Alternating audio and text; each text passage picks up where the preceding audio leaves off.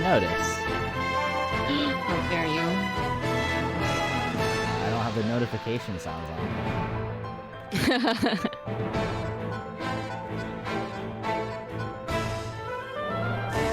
You hope I watch the TikTok or something. Which one? You sent me a bunch.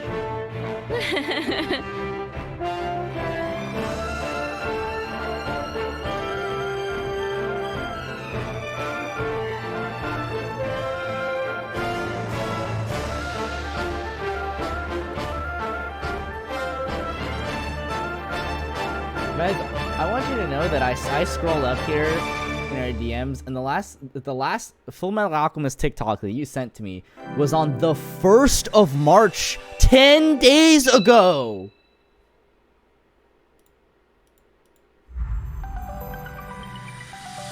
So did you watch it?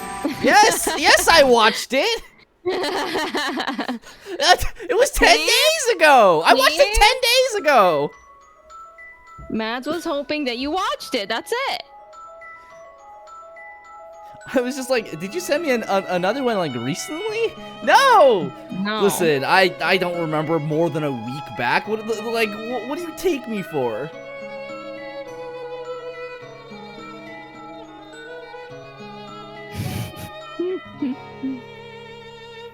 But was it good? Yeah, see?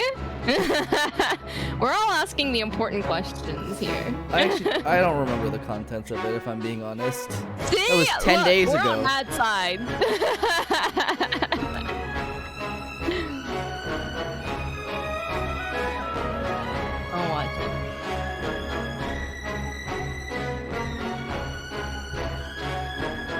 Let's watch it together.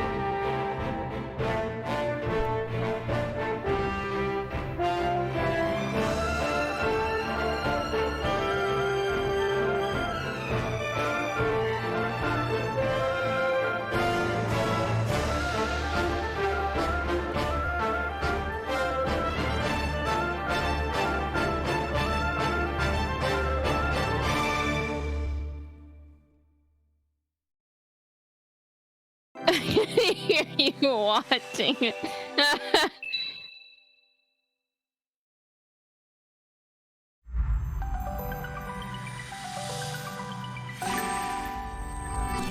Ah, I see. Yeah.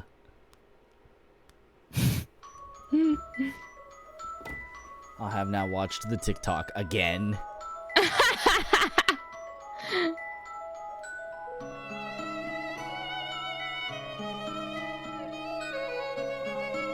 How was it?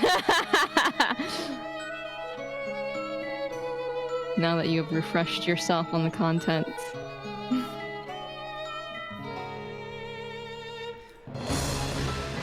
Mads, I only have I can only respond to a TikTok in so many variations. Like I could tell you that was funny.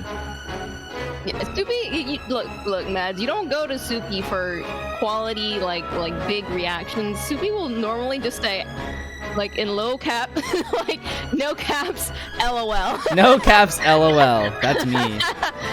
That's Soupy's. See, That's the extent. No, I'm telling you this.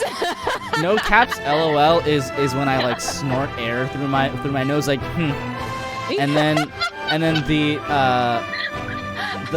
all caps LOL is like ha. Yeah. Oh, you got a ha. The LMAO is like between those two. It's like Yeah. So the all caps LMAO is probably like a or like a Oh, you got a chuckle. Ooh. Yeah, like a snort, like a snort. Ooh, a snort. Ha.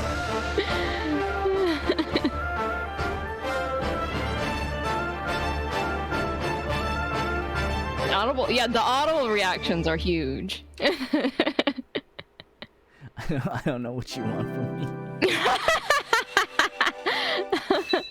Mads wants to feel appreciated for thinking of you when they saw that TikTok and then putting in the effort to send it to you.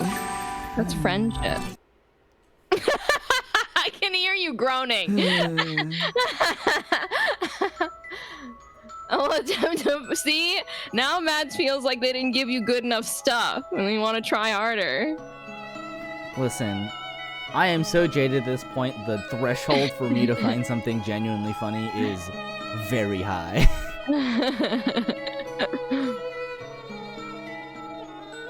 All joy in my life has been sapped away. Oh, whatever.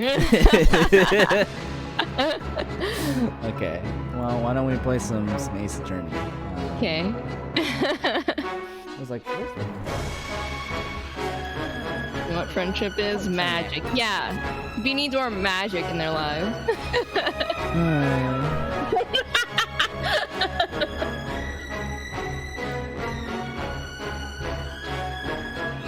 A real friend dismissing Soup's feelings.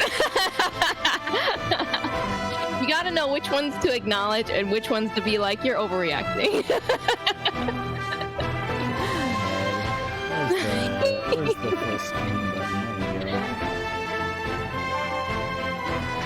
At least I'm not sending you all the hot man cooking videos. Okay. Okay. All right. This is. What is this? Literally. I don't know about Okay. this. Literally. I think it was yesterday. We were talking about TikTok, And Mads was like, why don't you have a TikTok? And I was like, well, okay, if I had a TikTok, I would never get work done again. And I was like, well, whatever, right? And and then we started talking about TikTok, and I think it was because Armor was talking about TikToks. And he was just like, yeah, my girlfriend sent me TikToks or whatever.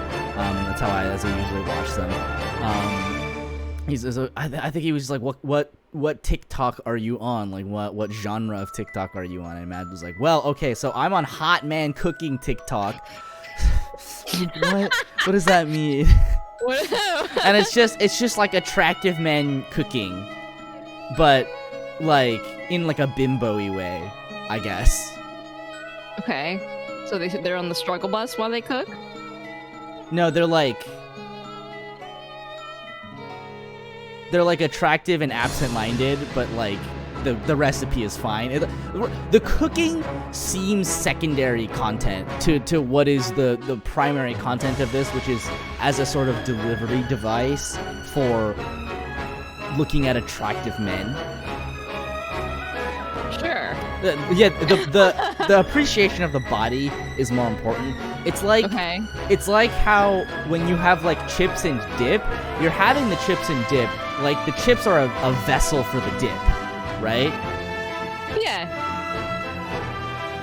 Okay. No, I mean, I imagine it's the same as like when people put like hot girls on anything. This right? I would say it's very similar to the very prominent YouTube genre of musicians that do covers on like usually like one instrument, like it's a guitar, a bass, or a piano. But the thumbnails are always like really sexy, like they're dressed up in cosplay, but it's like sexy cosplay, and like you never see their faces, but it's always like, you know, it's like, you know why people are clicking on those videos. Yeah. Like no shade, I can recognize the hustle, but like you know why people are clicking on those videos. Yeah. No, I definitely get it. I understand the appeal of what is termed in the chat as hot man cooking. Hot man cooking. It's pretty self-explanatory. I just had not encountered this, I guess, because I'm also not on TikTok. I wouldn't. Yeah. TikTok is really... Okay, so this is the thing about TikTok, right? TikTok is like really offensive to me on a couple of different levels, right? Okay. Because I mean, I'm sure it is fascinating how some creators have pivoted. I really don't care if I'm being blunt about it. Like, the thing about TikTok to me, right, is that it is offensive because it is a social media platform that wants to take up 100% of my attention, right? Like, because it's video and it's audio and it's also like bite-sized clips, basically, right? So yeah, it is sort of an app that is designed to just keep making you scroll through it, right? Yeah. And I recognize that I have ADHD and that if I downloaded TikTok, I would legitimately never get a job.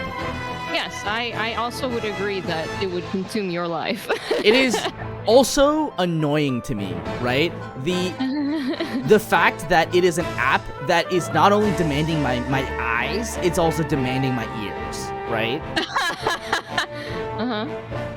It demands everything out of you. Right? And then like because you know, I'm hitting the fucking dopamine roulette, right? The fucking slot machine. It's also occupying my brain. And I hate when all of those things are occupied at the same time. Like this is the like boomer hill that I will die on, is that I hate TikTok. No shade to anybody that likes TikTok, right? Like, yeah. I listen, I get it. I'm a content creator. I see the hustle. I understand people use it, and that it is also a vehicle into, you know, people's lives in a very like sort of scant way, in the way that all social media is kind of like that. But at the same time, it is not for me. Yeah, I think just you've can't already do it. got your hands full with Twitter, let alone another social media platform. I mean, the thing is, honestly, I haven't even been on Twitter that much. Oh, good. you were addicted to it for a while too. Yeah, it was pretty bad. That was when I was at the depths of my dopamine levels. But hey, I'm on antidepressants now, and you know what? That actually goes a long way in keeping you off of social media. Good. If I'm being perfectly honest, because your brain isn't like, oh, I need the dopamine right now. It's like, yeah, I could play some video games or something. You've been scrolling a lot messages prompt you to continue. I didn't even know they had you've been scrolling a lot messages. Jesus Christ. Yeah, it is far too easy. It would be far too easy for me to lose just my entire life and that's annoying to me because I really like a video that I could like watch and like kind of half watch, right? Or like a 15-minute video that asks my attention. That seems fair to me. And then like by the time you get to kind of like 90, like an hour to like, really 40 minutes plus, right? Sort of YouTube content, that's the point at which it goes up on the second monitor and you do something else, right? It's only asking my ears and my brain. And like probably only like half my brain. I can play a video game or something while I'm doing it, you know? Uh-huh.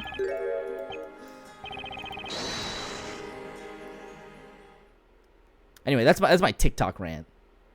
Okay, boom. My one boomer opinion. So, it's got to be that young butler. Oh my God, Professor, you're in the background still. They put his arm back. Oh. I know what you're thinking. I couldn't quite believe it at first either. But the evidence and circumstances all point to the butler. He or she has to be the witch. At least, we'll be certain if the magic gem turns out to be a fake. He's got the objection point. He was objecting. But if that's the case, then Beltuk's murder was also... The TikTok is my one boomer hill because I think I can realistically probably concede most other things. Like if kids these days don't know how to use printers, that's fine. Printers suck ass. If kids these days don't know how like file directories work, like I don't blame them for that. Because, you know, apps make it more obtuse and they tuck it away for usability, but you know. Anyway. Yeah, it'd be Grail. However, TikTok I cannot abide. It can't be true. He wouldn't have done that. Spella. I know. Do we say it was Jean or Jean? Oh God, I don't remember. It's probably supposed to be like Jean. Okay, we'll go with Jean. I know Jean. He held Sir Belduke in the greatest of respect. Jean didn't kill him. I'm sure of it. We're gonna get a voice cutscene that says Jean. I can feel it. I can feel it coming. Yes, me too. Jean Grail. I think we said Jean last time. I think it's supposed to be Jean.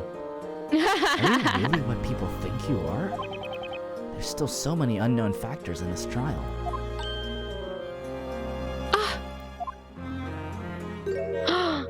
Buddy.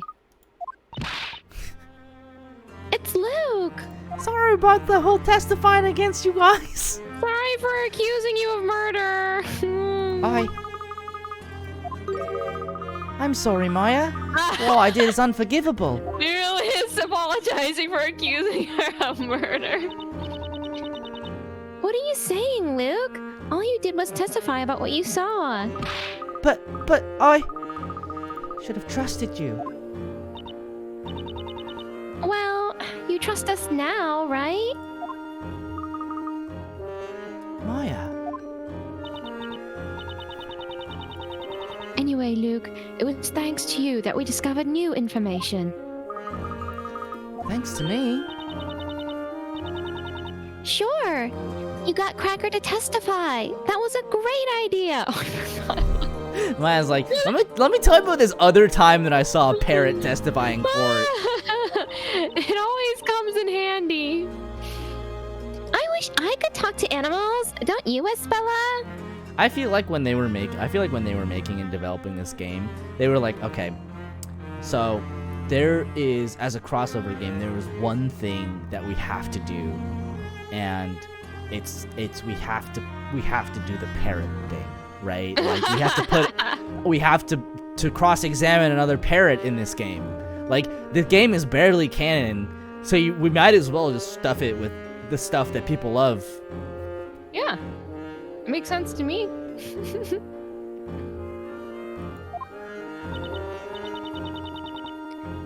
Oh yes, I'd love to have a chat with Eve.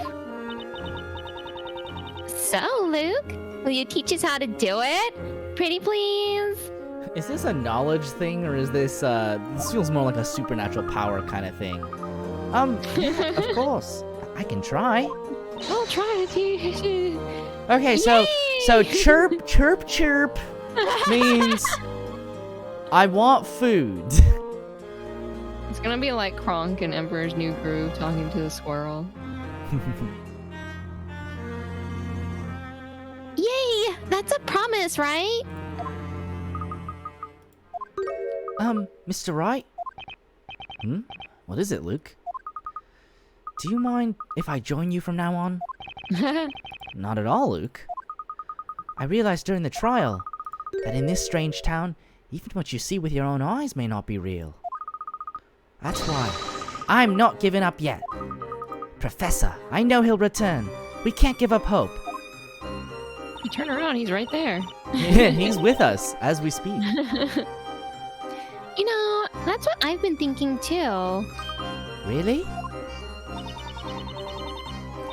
I have a feeling he'll reappear again when we get into trouble and help us out. Because, I mean, it's the professor we're talking about here. Right. And remember what he always says. Oh my god. Look forward to the future! Always look on the bright side. Is that? Don't think it was the professor who said that. Say. Defender, accused. The intermission's over. Return to the courtroom. They are talking like he isn't in the room. Pointing at them. Let's go. It's time to bring this trial to a close. Oh, I have something for you, Mr. Wright. Here, please take it. Maybe it'll come in handy in the trial. A letter, huh? Let's see who it's from. Wait, Newton Belduke? There's several sheets of parchment inside, but they're all blank. The professor and I got this when we went to see the storyteller. Thank you, Luke. The more info we have, the better. Although this is just blank paper, so I don't know if this is giving us anything. That's all the info you need. Yas, give us nothing. You're welcome. You're welcome. My work here is done, but you didn't do anything. I've got enough proof that it was Jean Grail who turned the professor into gold. Even if the magic gem is a fake, it's still not decisive evidence. I don't know what will happen next, but I do know this battle's far from over.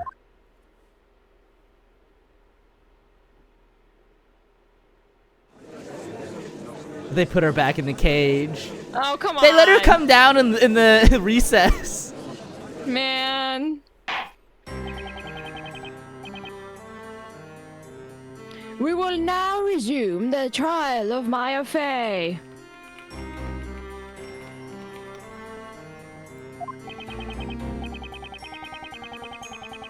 First things first, the occult crime analysts have finished examining the evidence. They have tested the 2 magic gems from the witch's scepter.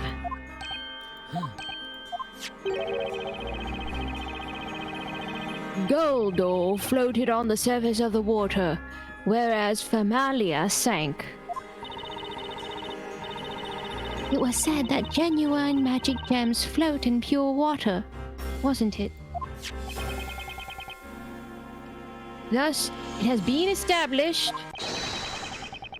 that the Famalia magic gem is a fake. Ba ba ba ba. Ooh. Order! Order! Order in the court! This does not prove that Godot was used, of course. I forgot that the I spells know. in this case were Goldor and Godor. Nonetheless. Godor, like he's a Pokemon. Door. Stop. You know that reminds me of? That reminds me of the really fucked up cries that Pokemon have in the anime specifically, like Behemoth's like Behem, and Regigigas is Yeah, that was crazy.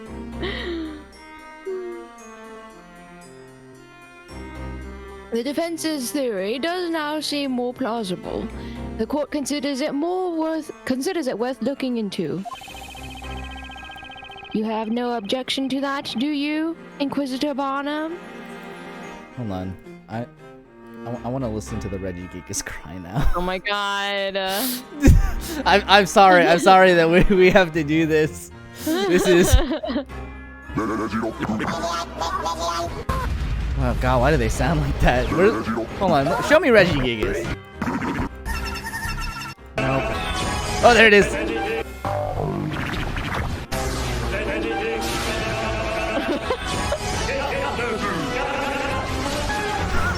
Why does he sound like that?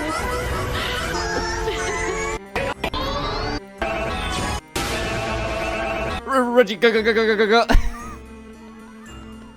Sounds like a remix. It's so good. It really does. But I promise you, that's the clip from the anime. I mean, I guess given his name. I really want to make that one of my like notification sounds. I don't know which one though. Anyway, where were we? We're about to see Barnum.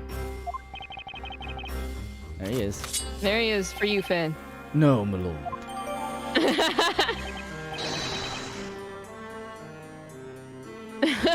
Yo.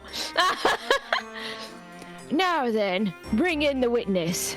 There was no reason for him to flourish the sword like that, but he did it. He did it for Finn.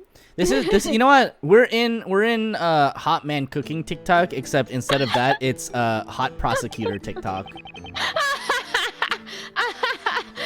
Witness, state your name and profession.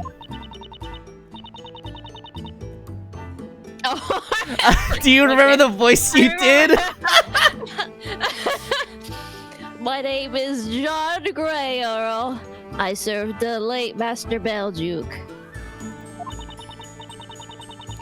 For you, Inquisitor Barnum. Since his death, I have been tending to his dwelling and putting his research materials in order. Huh? I don't know what it is, but I feel like there's something a bit different about Grey Earl today. Witness, there's something we need to clarify first of all. As you are no doubt aware, you have been accused of being a witch. Therefore, it is vital that you tell us, are you a boy or a girl? We're in Pokemon now, baby! Whoa. Please hold on. Oh. Why? What is it? Excuse my rudeness, my lord, but at this time, I do not intend to answer that question. Are you allowed to plead the fifth here? Do you guys have that law? Why do you refuse to answer, witness? I had been following this trial from the gallery, and so I'm fully aware of the utterly absurd accusations made against me. Alchemy, the art pursued by Master Belduke, is concerned with the rules and logic that govern nature.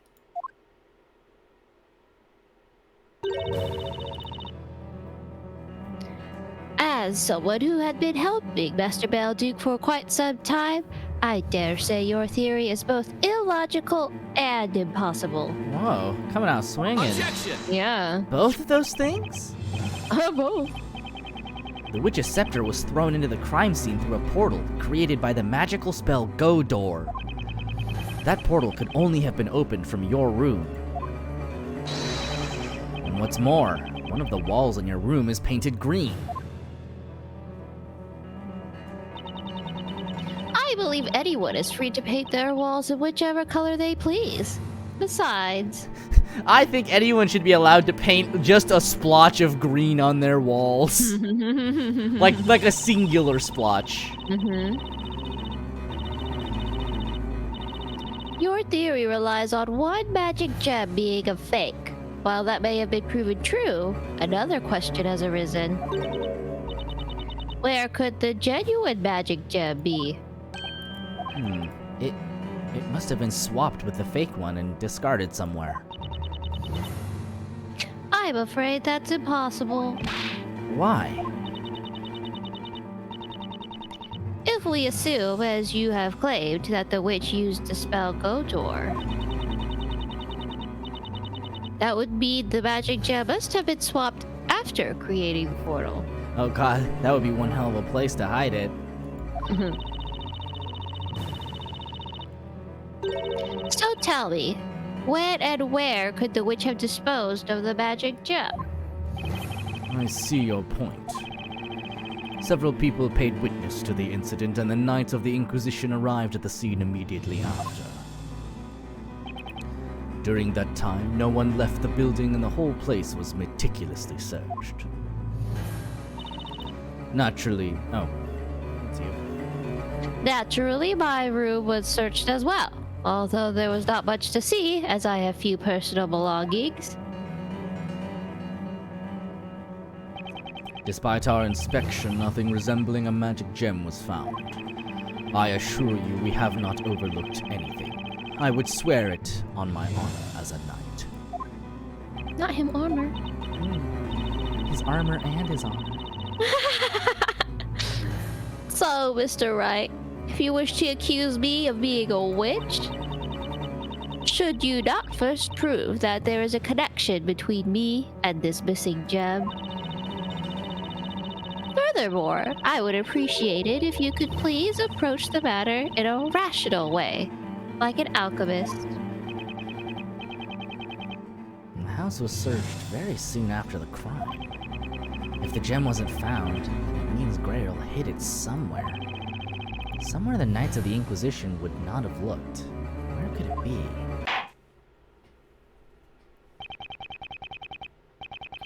The witness has made a valid argument. How will the defense respond? Gold arm reattached.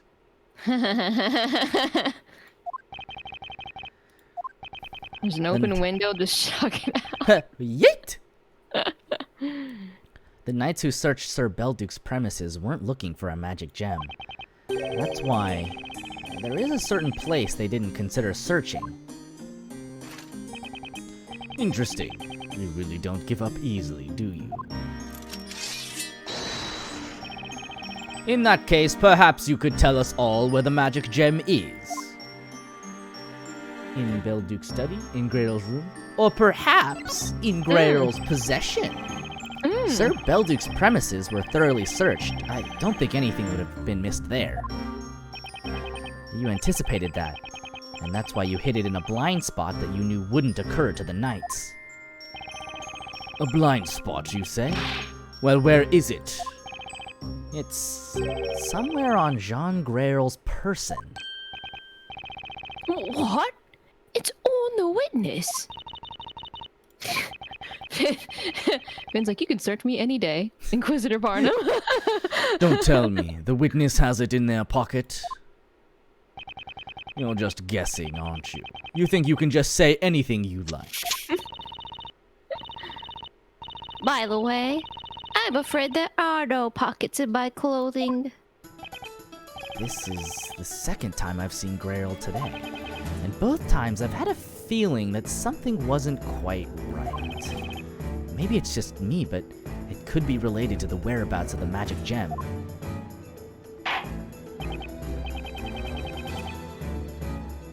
Defense, show us the location of the magic gem. Where do you think this witness hid the magic gem on the day of the crime? Place where the magic gem was. Wow, Point if it I up the butt. All right. I can't reach. Got it. Witness. We met for the first time at Sir Belduke's premises. At that time, you had an amethyst attached to your collar. You think this brain forgot about that? Yeah, Phoenix. Oh, that's right. Mr. Grayle always wears that gemstone. Alchemists believe that amethysts emit positive energy. Amethysts are purple.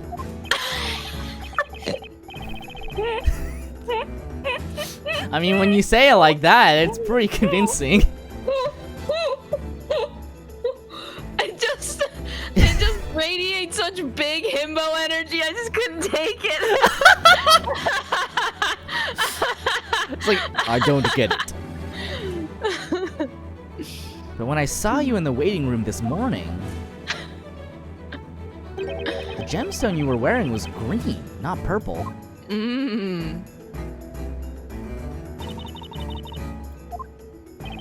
So my question now is, where has it gone? Where is that amethyst that you supposedly always wear? Objection! Wait just a minute. I get it now. I understand why you... Okay, alright. The witness wears a purple gemstone.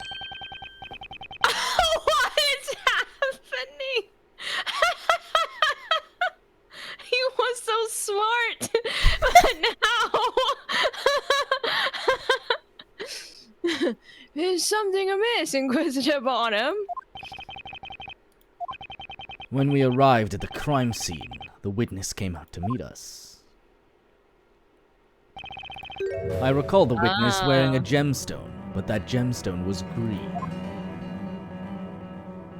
Let him cook!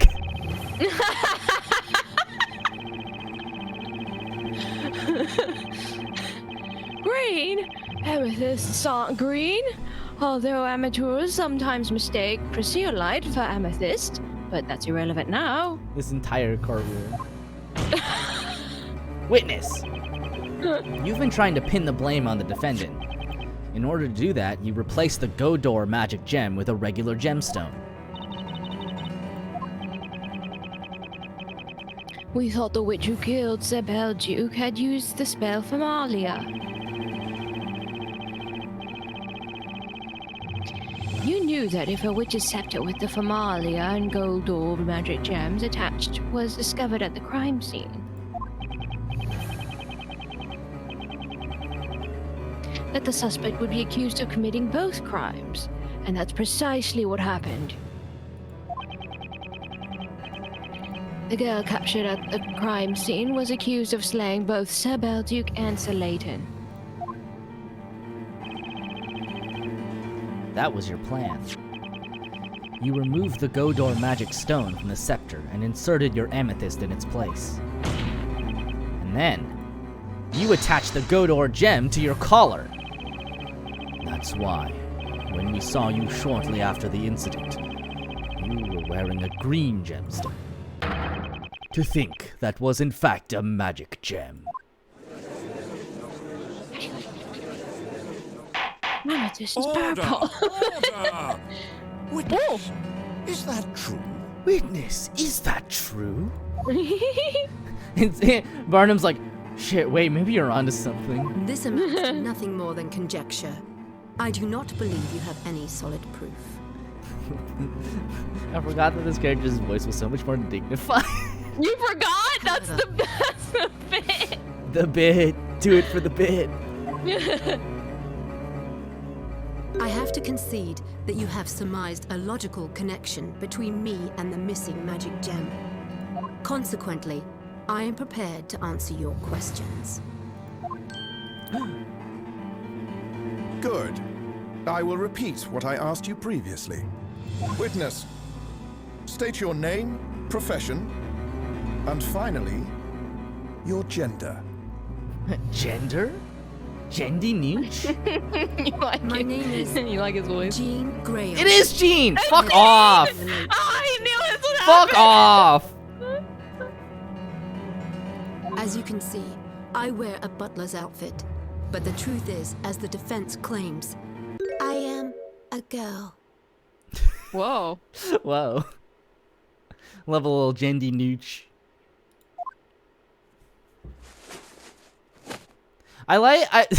This is really funny to me. The fact that they had to signal this with longer hair when like the short hair is perfectly valid. I don't understand.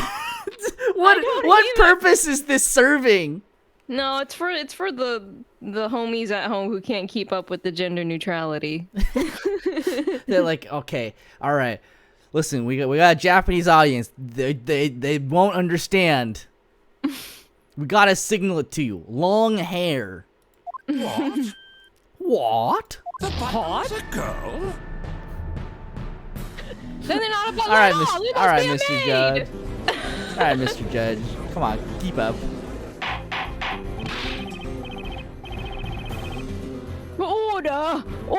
Order in the court. Jean Graham, are you declaring to this court that you are in fact female? The judge only sees the long hair. The judge can't make out fine details. He can only see silhouettes. Yes. But everyone in town was under the impression that you are a boy. See, this is for the judge. Hey, did you hear that? The butler's a girl. Doesn't that make her a maid? I just said that. I knew they would say that. I knew there was something suspicious about him. I mean her. Bro. You know why? Well, think about it. Well, alchemy, that's morally suspicious. What? Susamogus. This isn't my headcanon. I like a dweeb gray girl. And we been new Jean Grey. Just listen to them. Listen to the wild gossip and accusations. Alchemists pursue knowledge of the rules that govern nature. Alchemy, it's definitely different from magic. Yeah. Even though you can't explain alchemy or magic in this world. But to the townspeople, alchemy is no different to magic. That's fair. People don't know shit. Had they known I was a girl, they would have taken me for a witch. But to be clear, you are a witch. I- Like, I understand where you're coming from. You are a witch though. Like, Unless someone else committed the crime, then do you know what this reminds? This reminds me of that one Tumblr post that's like, so when Jesus does a magic trick, it's fine, but when I do a magic trick, I'm a fucking witch and gotta be burned at the stake. And the reply was just like, okay, I understand where you're coming from, but they did kill Jesus. They very much did kill Jesus.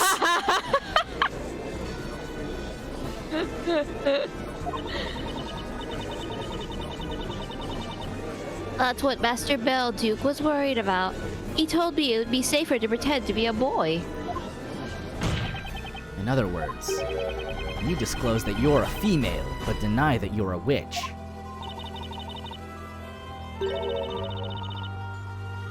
I would have thought that was obvious. I mean, fair. She knew that once her gender came into question, she wouldn't have been able to conceal it. That's why she's made this public now. It was the most rational choice for her. Inquisitor Barnum, may I ask you one question? Has all the evidence in this Golden Gentleman case already been presented? Why do you ask? As it stands, you do not have a single piece of evidence proving that I am a witch. Given the lack of pertinent evidence against me, I would like to be permitted to return to my duties.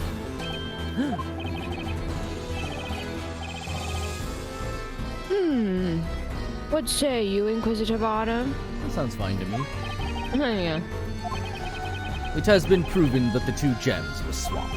However, it may also have been possible for the accused to have done so. Objection! Maya had no reason to swap the gems. This is a place of judgment. There is no need for us to understand the reasons behind a criminal's actions. Huh? After all, those whom we judge are otherworldly creatures. They are witches. It is impossible for a human being to understand the reasoning of a witch. Is that nothing we can do? At this rate, Maya will be. Luke is freaking out back here. Ah! He kind of looks like he's doing the caramel dancing.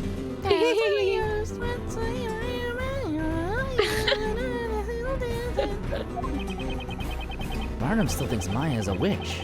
We've made it this far, and yet it feels like we're back at stage 1. You don't know Maya's still on the hook for that? Listen, Maya's on the hook by default. She's so sussy. It seems there are no more rational arguments against me. Now, if you will kindly excuse me. I don't have much on Greer when it comes to the professor's case. But should I just let her go? Let's see. Wait and see what happens. Continue questioning or ask about another case. What other case? Maybe the Belgique one? Yeah, I guess so. There's nothing else I can follow up on regarding the professor's case. So what can I do? There's only one other option. Miss Grail, I have to ask you to remain at the witness stand. Is there something else you wish to ask me? Your testimony is not over yet. There's still something you need to tell us about.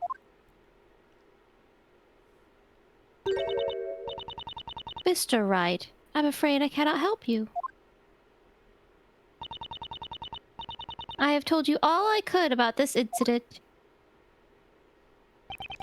And I'm afraid you've got the wrong idea, Miss Grail. Your Honor, what this witness needs to testify about is not the professor's unfortunate incident, but rather the incident from 3 months ago, namely Sir Belduke's death. As she was present in the building at the time, working as a live-in butler, she needs to testify about the events of that day. About Sir Belduke's death. The fact that one of the magic gems was swapped leads me to a single conclusion. Both crimes, the murder of Sir Belduke and the transmutation of the professor, were the work of the same witch. The truth behind the alchemist's death may also hold the answer to this case. What is your opinion on this, Inquisitor Barnum?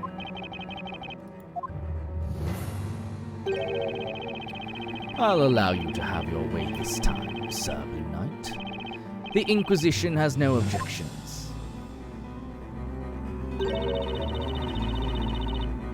Inquisitor Zacharias Barnum, it seems you have lost that unyielding attitude so admired by the townspeople. Ooh! Wow, damn. Here you are now, letting a novice defender lead you by the nose. It is hard to believe you have been known as the unwavering sword of justice for your usually cool-headed judgment. The Unwavering Sword of Justice is the most chuny-ass name.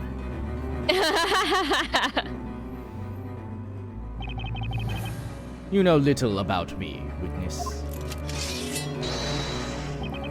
Do you think I care about defending my name? It is this town that I wish to defend. Ooh! Wow, he's a man of morals. Sir Belduke's murder is the only case to have remained unsolved for so long. Jean Grail, you shall now testify about it.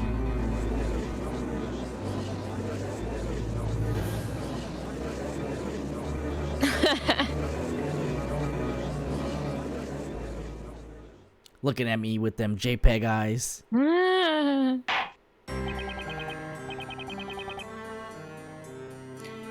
as demanded by both the defense and Inquisition. The witness will testify about Sir Belduke's death. Any questions? No, my lord. I must, however, mention one more thing before we begin. If it cannot be proven that Jean Greyell is a witch, as claimed by the defense, the court will irrevocably consider Maya Fey to be the witch responsible for both crimes. She wasn't even here back then. Is that understood?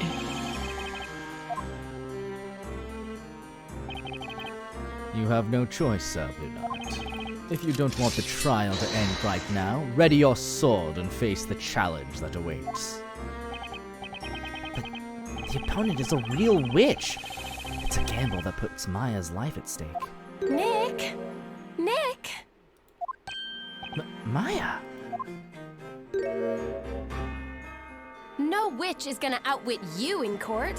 You're an ace attorney after all. Wow, beep, beep, beep, beep. She said the thing!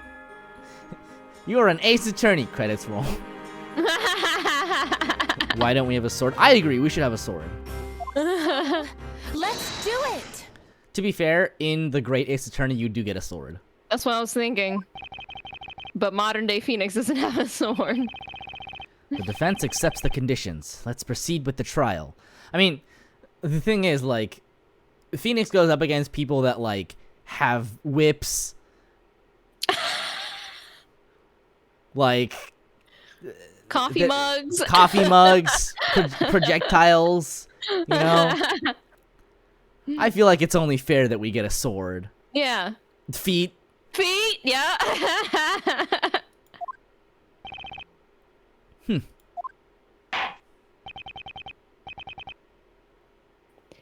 Inquisitor Barnum, you may begin. We shall start with a brief summary of the incident. About 3 months ago, in the dead of night, Sir Belduke the Alchemist was murdered. The crime took place in his study, just as with this incident. The room had been locked from the inside. The victim was found still seated in the chair at his desk, so we can assume he was attacked while working. Jesus. There were very clear strangulation marks visible on his neck. Oh. Yeah, always right. My man had the life wrung from his neck. Jesus.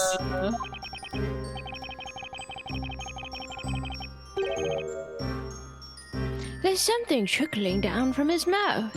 Is that blood? Yes, most likely. The victim probably bit his tongue as he was struggling with his assailant. And you said earlier that some white powder was spilled all over the floor, correct? The judge never seen these photos. The judge probably saw them 3 months ago and promptly forgot. Like you with TikTok. Deletes from brain. Yes, hence we expected to find the killer's footprints. However, there were none. The killer must have somehow approached the victim without stepping on the floor. After murdering Sir Belduke, the killer left the room without opening the door. Undoubtedly, the crime must have been committed with the use of witchcraft. The body was discovered the following morning by the butler, Miss Greyell. The body was found by Greyell, huh? Sussy Baka.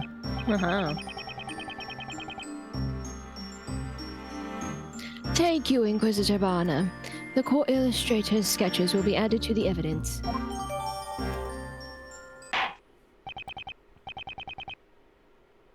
Now, witness, begin your testimony.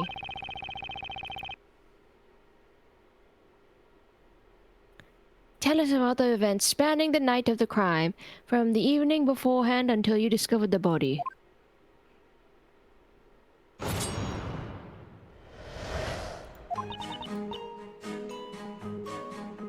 At around 1 o'clock at night, I excused myself and left Master Belduke in his study. When I called him for breakfast in the morning, he did not respond. The door to his study was locked.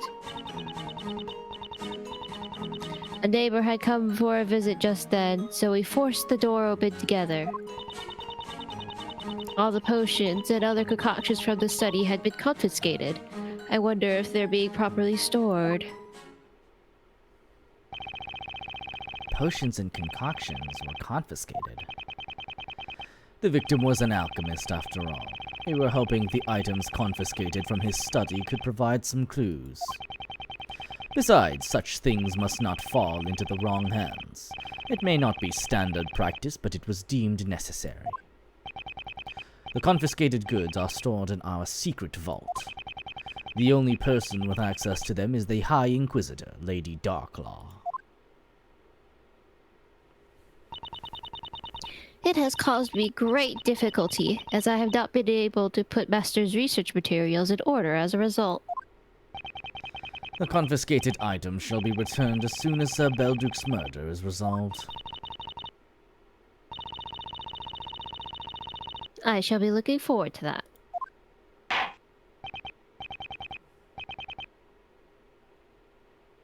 Defense, you may begin the interrogation.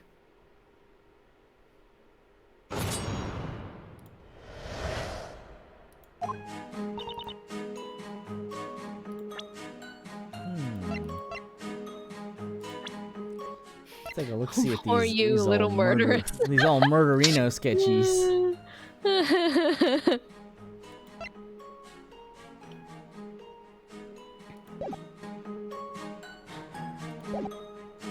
Hold it! So you last saw him alive at 1 a.m., is that correct? Yes. Master had a habit of conducting his experiments at night, so it was the usual time for me to finish my work. Weren't you helping him with those experiments? He would sometimes have some errands for me, but alchemists generally keep their experiments a secret. That's why I would always excuse myself at that time, unless Master had some other tasks for me. And that night there was no more work for you? That's correct. I wished Master a good night as I shut the door behind me, and then I heard him lock the key. There was nothing unusual about him, at least nothing that I noticed. Hold it! And what time was that? Master would always take his breakfast at 9 a.m., so it was around that time.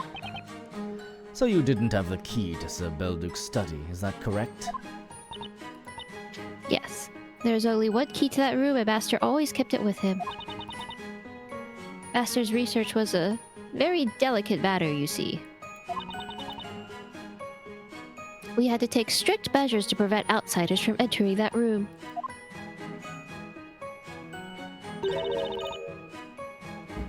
Occasionally, delinquents would try to make off with one or other of Master's medicaments. Thief stealing from an alchemist? I can't tell if that's incredibly brave or incredibly stupid. Probably the latter. Yeah, that sounds like a bad idea. It's like, we stole some stuff from the alchemist. What does it do? Yes. That's why the door to that room is made from thick oak wood. Couldn't someone have just killed him, taken the key, and locked the door behind him? I think the key was found on his body. I think that's what it was. I wouldn't have been able to force the door open on my own. Was there a green wall back then? She couldn't have entered the room before that, then. Hold it! Hold it. Wait, you mean you broke the door? The only key to that room was in Sir Belduke's pocket. Yeah, there you go. The only way to enter the study was to break the door open. And you managed that with the help of a neighbor who came to visit?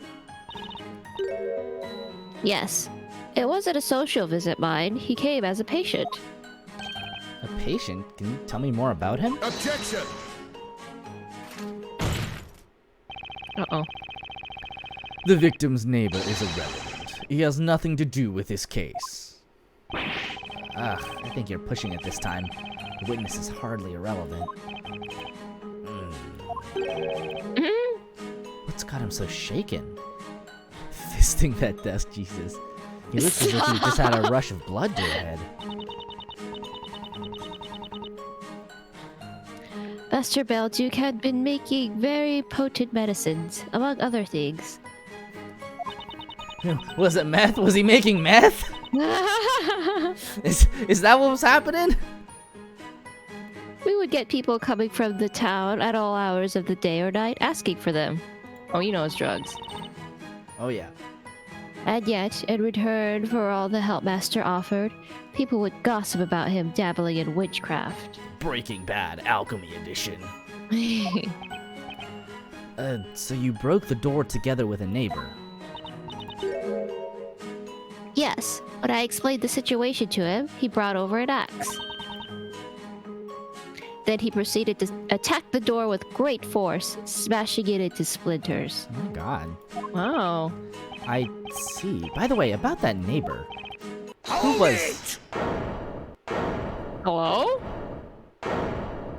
It's time for Emir's grand Oh, entrance. no. Oh no. Guys, No. You know what? I understand Barnum now. I wouldn't want him back either. He was like, no, don't bring him back. order! Order! Could it be that it was you who...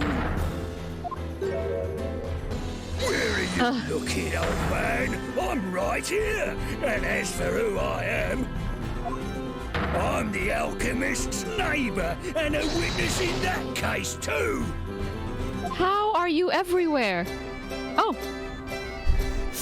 Everyone's fucking back. Objection! It's you again. You're the guy from earlier, right? Yeah, that's me. I'm here as an name. I've been Bluey. It's been like 10 minutes, man. Are you really the alchemist's neighbor? Seriously? Does nobody else live in this fucking town? The gang's all back together. Oh, no, right. Freaky coincidence, eh? Oh But yeah, his house is next to mine. I'm surprised you have a house, man. Ridiculed earlier, Emir returns, drinking like a king he never ever learns. That's why I tried to stop you from asking about the neighbor. Huh? Wow, welcome back, Magpie. Why is this guy back? We can't get rid of him. This is the second time he's been here this case. Hi, Magpie. Why so cold, Inquisitor Barnum? Unable to hold his steady cold gaze, Amir drinks fast as if in a daze. Yeah, yes, second time this case. A musician standing next to you. Oh, yeah, that's me, Private Bard Badley, a raw musical genius. Hold on. Oh, dearie me. Oh, dearie me. Judge is like, fuck, man. Well, no use shutting the stable door after the horse has bolted. Let us move on. Witness, since you're already here, you may as well add your testimony.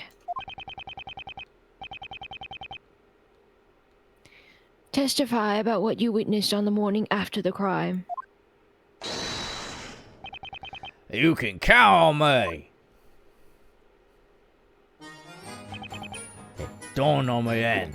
The witch cast familiar, just like in this case. Hold it! Can you tell me what caused that sudden realization? Sure thing. When the Inquisitors came round, I went to have a little peek at the crime scene. That's when I heard them talking about it. I was surprised because they must have come to the same conclusion as me. Crikey! I can do that job, them Inquisitors, I thought. It had to be Familia. So he was eavesdropping. If I happen to see that Familia user, I'll arrest him myself. Sir, I don't think you have the authority. Witness, you are testifying in court. Can you not restrain yourself a bit? Who's that? Don't you see how I have to keep me spirits up? It's the most potent medicine. 'Tis a drink Emir lives to savor, with an intoxicating scent and flavor. Anyway. Even Fantasyland has citizens arrest. That's a waste of time. I should be looking for decisive contradictions.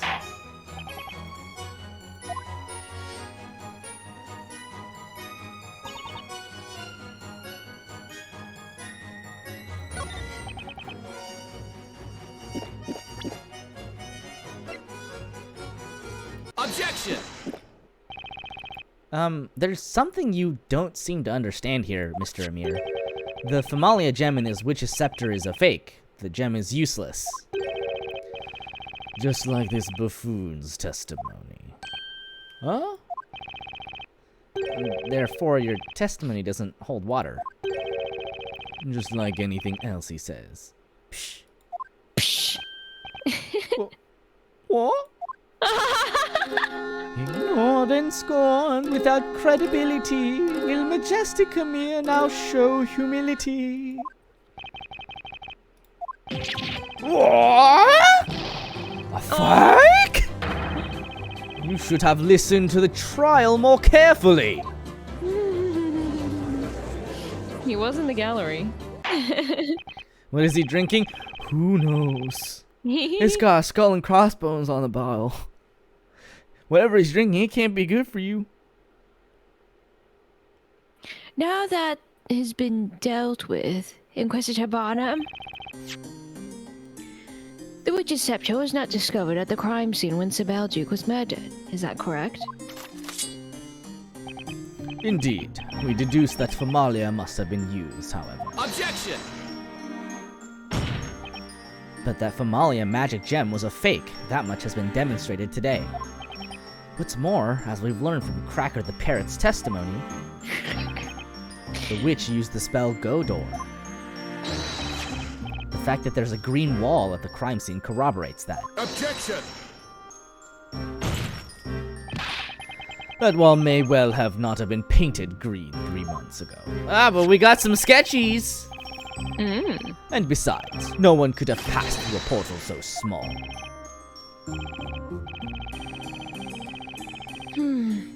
To be honest, I started wondering, were Sir Layton's and Sir Belduke's murders? Another parrot testifies. Some things truly do never change. Actually committed by the same witch? Objection! Your Honor, I'd like to remind you that was the Inquisition's claim. He's right, though. It's gotta be the same culprit in both cases. And, at the very least, it's possible that the witch used the spell Godor to commit Sir Belduke's murder. What?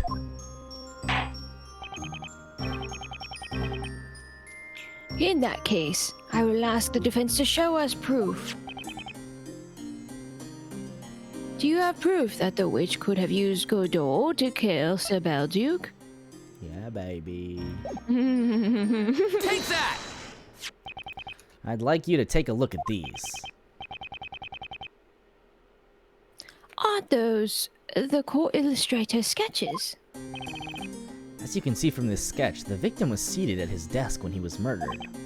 And, what can you see right behind the victim? A small landscape painting. Thank you, Inquisitor, but there's one more point of note. Look closely at the painting. Do you notice anything behind it? Oh, I see it. The wall behind it had already been painted green. Another green wall! I knew it! Green wall! Which means the witch could have used the portal spell there 3 months ago. Objection! One moment, my lord. Consider how small that portal would have been. Could a witch have passed through it? I think not. Objection! Of course, the witch would not be able to go right through it. However, if you look at the distance between the portal and the victim, you'll notice that the victim, Sir Belduke, was sitting just an arm's length from where the portal would have been. The witch did not have to enter the room at all. All she had to do was reach through with her arms in order to strangle Sir Belduke, who was sitting right under the painting.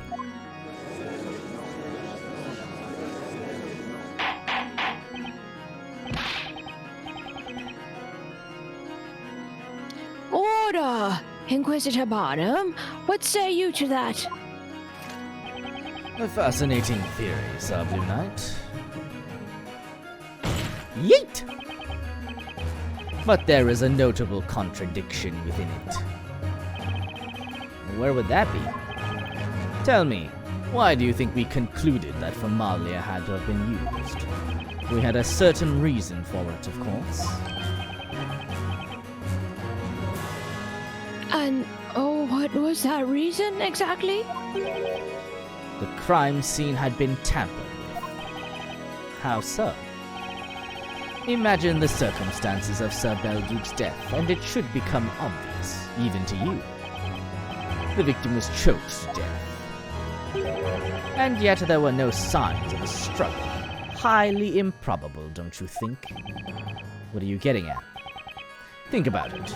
Can you imagine anyone just sitting back and letting themselves be strangled? Clearly there should be evidence of a struggle. And since we haven't found any, that must mean the killer erased all traces of a fight from the crime scene. Indeed, that would be the logical conclusion. Now, surely it would be impossible to do any such thing had the witch only reached inside through a portal. In order to cover up the evidence she left behind, the witch had to have used a familiar. Without doing so, there would have been no point in her using the spell Godor. Objection! Miss Grail could have done it. She might have been able to tamper with the crime scene. What are you talking about? The morning of the crime, from the time Miss Grail and that guy entered the study, until the arrival of the Knights of the Inquisition, there was a window of time in which she had the opportunity to do so. We need to look into what happened at that window.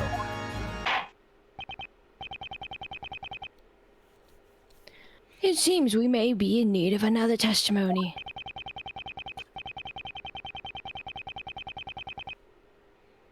Witnesses, testify about what happened in the time between the body being found and the Knights of the Inquisition arriving.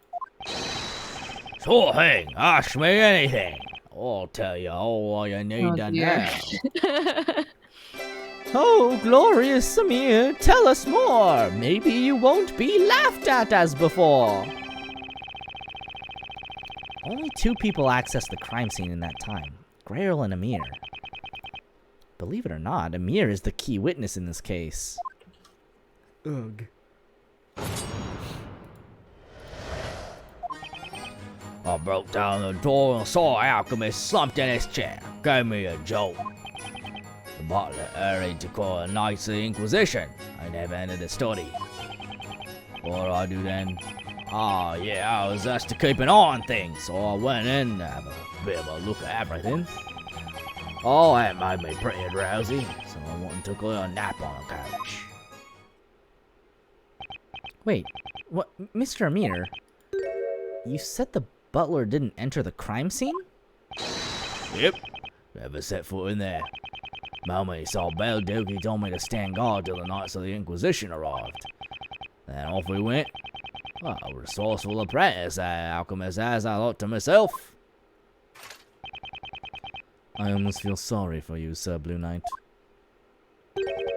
After all, your suspect couldn't have tampered with the crime scene. That can't be true. Then he fell asleep. Yeah, he was asleep! Defense, please proceed with the interrogation. He's like, oh, yeah, I fell asleep for a couple hours. But I'm sure nothing sussy happened while I was out. Yes, Your Honor.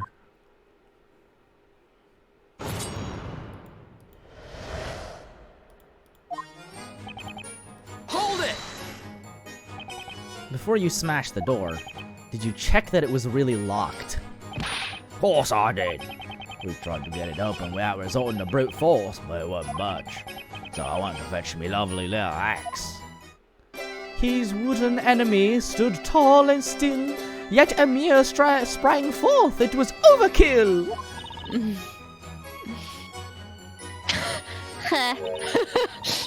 Did you think I lied about the door being locked? Nothing personal, kid. No, of course not. Boy, she's so sharp she might cut herself. Or me, most likely. Well, what inside? Alchemist was slumped in his chair. Well, allow me to confirm something. When you entered the room, did the victim look the way he does in this sketch? Yep, that's it. Spot on. Nicely drawn, too. I know. At first, I didn't know if he was really dead. It was just like he passed out or something, tired from his research. Hang on! Miss Grail, may I ask you something? Yes, what is it? What do you think about Mr. Amir's testimony? There's nothing amiss. However, Mr. Wright, I can tell what you are thinking. You can? Well, let's see if you're right. When he entered the room, Mr. Amir didn't notice that Mr. Belduke was dead. On the other hand, I ran straight away to call the Knights of the Inquisition, and so... You suspect that I knew beforehand that Master was dead. That's what you're thinking. Your face is like an open book. But isn't that what actually happened? No. I knew something was wrong because Master had very fine manners and would never sleep in his chair. When I saw him like that, I was struck with a very bad realization. I felt certain that something terrible had happened.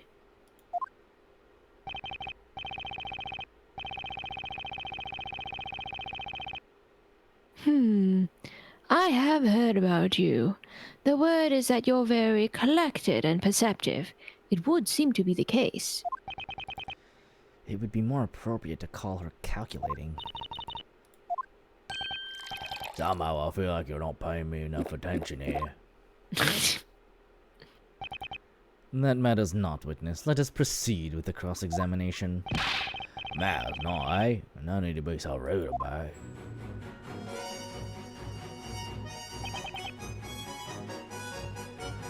Hold it! Are you sure the butler didn't enter the crime scene? Yeah, like I said, I didn't set foot in that room.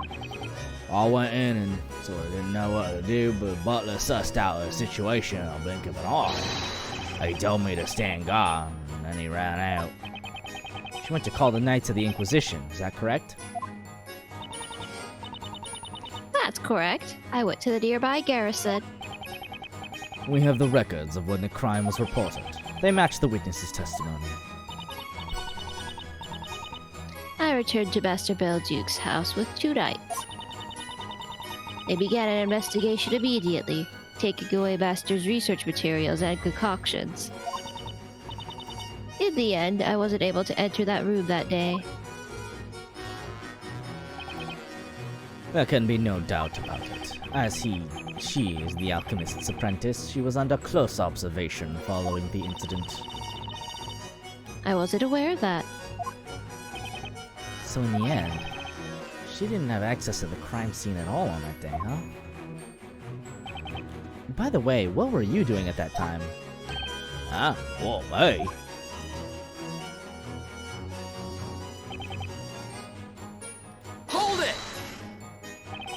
what were you having a look at?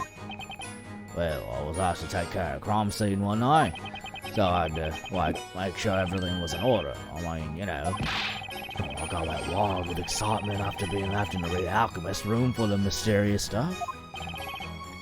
I'm sure you didn't, Mr. Sticky Fingers. And besides... Besides? He asked me to look for something, so I was doing that too. Hang on! Miss Grail, you look lost in thought.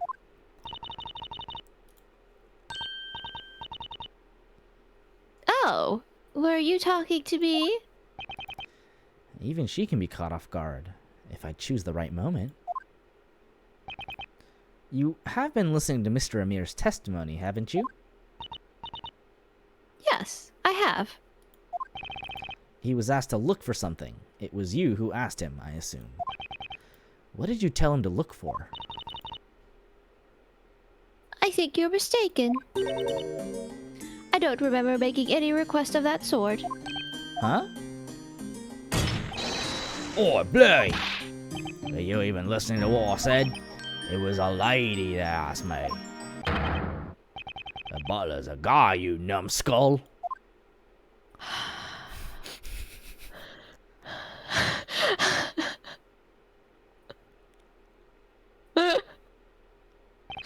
Moment Hey. of silence What's up? What's everyone looking at me like that? for this man's credibility. Silence is deafening. Quite a while ago, we learned that the butler, Jean Grail, is actually female. Well, Oh, that's why when you said a lady asked you to search for something, we assumed it was Miss Grail. Whoa, whoa. Daydreaming, listening, but not hearing. That look of shock is almost endearing. What? Why didn't anyone tell me before? Do you require a personal notification? You should have been listening to the trial.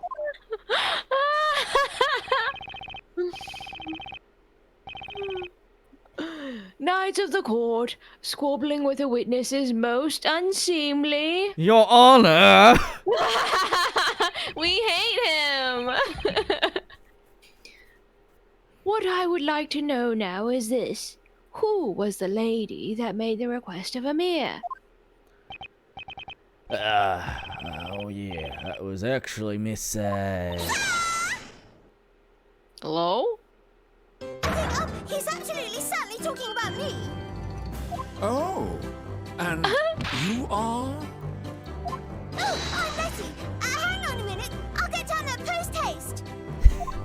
How many people are going to come down from the gallery? Too many. But, Miss Letty, who are you precisely? Who the fuck? Who am I? I'm Letty Mailer. I'm the courier. Letty Mailer. The courier? A courier is a person who collects and delivers letters or packages. I know. Thanks anyways, Bella. I wish she'd stop misreading my mind. Hold on, Miss Mailer. Do you mean it was you who irresponsibly made such a request to that troublemaker? There might be room for one more. Yeah, one more on the witness stand. Oh god. I believe you I voiced this forgot. girl. I voiced her. Me? Maybe? Yes? I guess so. I asked him to help me find something. Outrageous! Why was I not informed of this? I guess no one told you. Maybe because you didn't ask.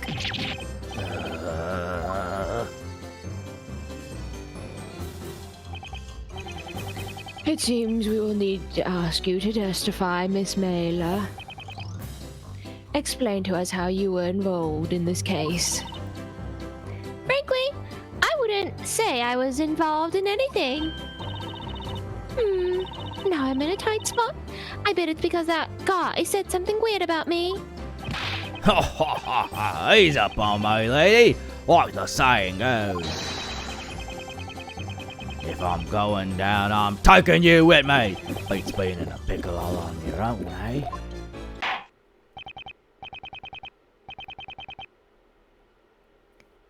Now then, Miss Letty Mailer, testify about that day.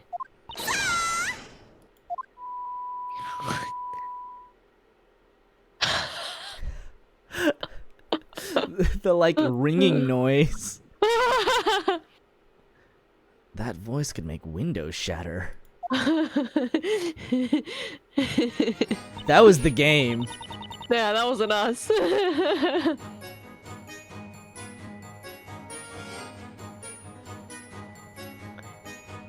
Sir Belduke said he'd have a letter to send, so I came by to pick it up. Hold it! Felt like your own ears. It felt like my own ears, honestly. I know, it was good. You mean you came to pick up a letter from Sir Belduke? Yes, I was told by Sir Belduke that he'd be ready in the morning. Tinnitus gang, rise up. What's more, he said it was extremely important. I felt a sense of duty surging within me. Hang on! Hang on. Miss Grail, I have a question. Yes, what is it? Did anything catch your attention during Miss Mailer's statement?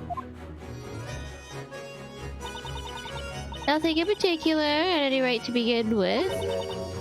I was not aware of the fact that the courier visited us that day. Ah, that's right! You went there when I arrived. And once I found the letter, I left immediately. Did you know about this letter, witness?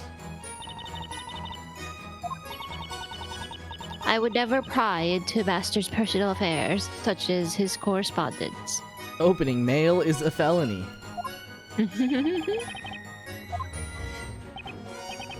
Well, that should conclude the testimony. So now we know there was a third witness. But Miss Mailer only came to pick up a letter. That doesn't help us much, does it? Well, perhaps there's more to it than meets the eye. A letter, huh? Belduke was about to send a letter to someone before he was killed. It may not be relevant to this case, but something about that is bothering me. Maybe it's worth asking Letty about it.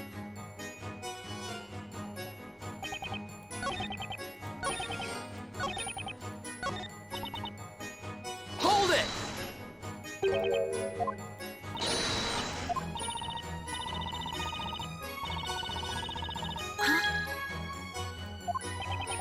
And so you visited Sir Belduke's dwelling the morning after he was murdered.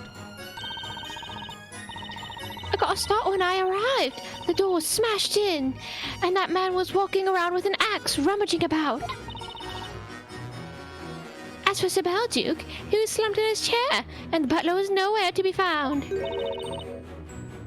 That brute's gone too far, I thought to myself. You can see why, right? Of course. Naturally. In your place, I'd have thought so myself. Yeah, drag his ass! Drag him all over the courtroom. That's me. Anyway, I spoke with him, and he told me what happened. So that's when I asked him to help me. You asked him to look for something. Yes, the letter. I asked him to search for the letter. Then I delivered it. Oh, but in the end, the guy passed out on the couch. I found the letter myself, then I delivered it. You actually delivered the letter. That's commitment, all right. About that letter, who in the name of the noble author was it addressed to?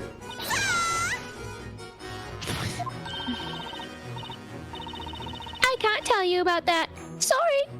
Couriers can't disclose that sort of info.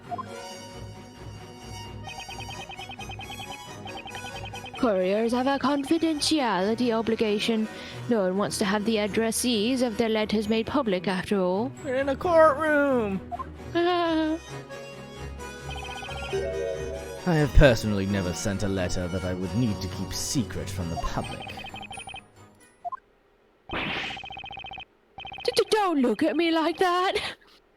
I was not talking about public opinion. I was talking about public opinion on the matter, not my own. Judge sent those sussy letters. Uh, Belduke was about to send an important letter when he was killed. That letter, kinda rings a bell.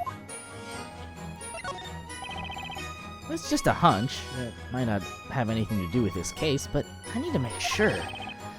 I need to know more about Belduke's letter. A witness? Huh? Me? What's up? The letter Sir Belduke asked you to deliver on that day, was it? Take that! And the letter you found that morning, was it by any chance this one here?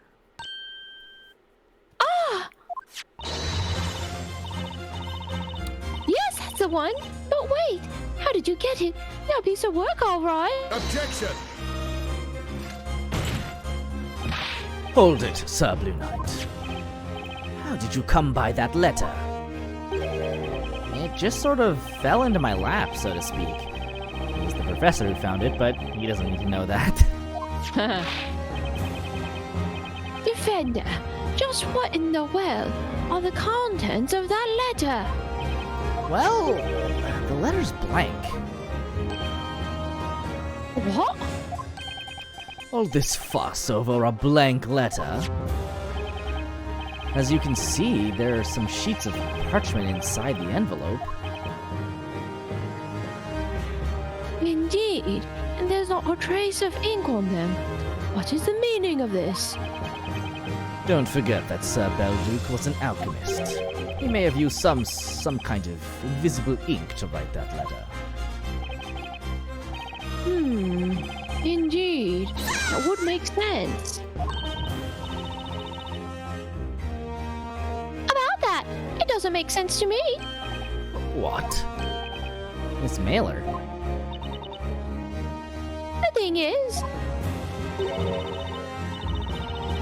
when I saw that letter, all the pages were full of writing. So, you know. Objection! Hold it, witness. You saw the contents of Sir Belduke's letter? I didn't read it. It's just that, you see.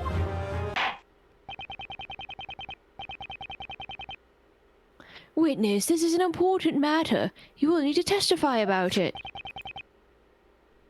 Tell us what you know about this letter.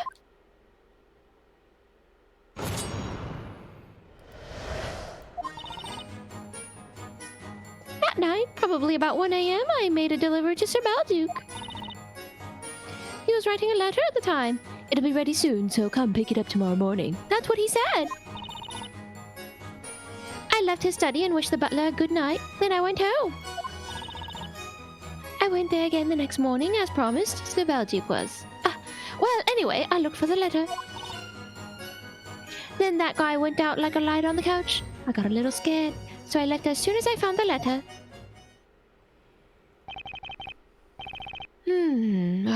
I see. So you witnessed the victim write the letter? I wouldn't say witnessed. That sounds so legal. The sheets of parchment were on his desk, though. I saw that. And they were covered in writing, margin to margin. But you don't know what the letter was about. Telling you would be a breach of our privacy policy. I can't reveal its contents or who it was addressed to.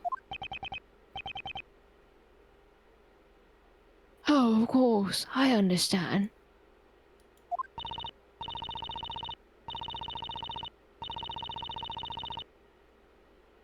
Frankly, I didn't get close enough to Sir Belduke's desk, I mean, so I couldn't make out what he was writing.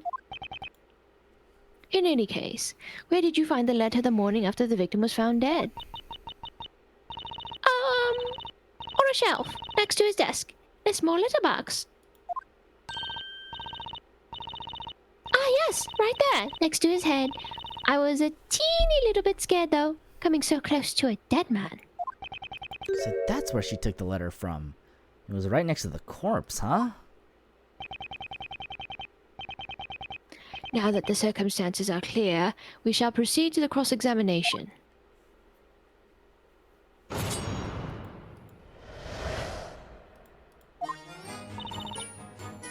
Hold it! That's pretty late to be making a delivery. Look, he's an alchemist. He gets loads of strange packages. That's why. He'd often order various implements from the glass craftsman, or have someone gather wild herbs for him. He usually carried out his experiments at night. So yeah, he often needed items delivered in the middle of the night. Did Sir Belduke seem at all different than normal when you saw him that night? Different? Let me think. Actually, yes. I think it was about 3 days before Sir Belduke's death, I mean. That lightning strike. Hang on! Excuse me, Miss Grail? Oh, what is it? Did anything in Miss Mailer's statement catch your attention? Well, just the lightning strike. Master Belduke did certainly change following that event. I wonder why it had affected him so much. An alchemist and the sudden appearance of an old bell tower. Could there be some sort of a connection between them? Anyway, it looks like Grail is as much in the dark about this as I am. By the way, that strange lightning strike was not the result of witchcraft. I see. Well then, let us carry on.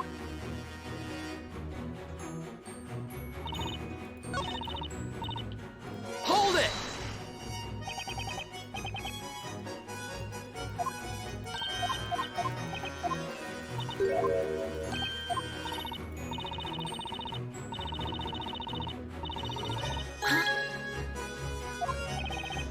Lightning strike. Ah, yes. The sky was clear, and then there was a sudden flash of lightning. Out of nowhere, an old bell tower appeared in flames.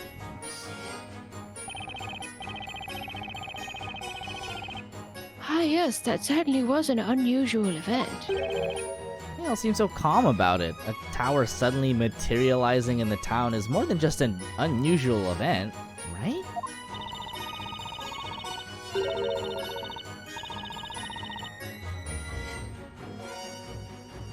I had a delivery for Sir Belduke that evening too. He looked terrified that night, as if he was scared of something. What could he have been afraid of? Was it because of the lightning strike? I was wondering about it too, but well, then that incident happened. I guess he died before she could find out any more. I suggest we get back to discussing the night of the crime. Witness, you arrived at Sir Belduke's residence. What happened then?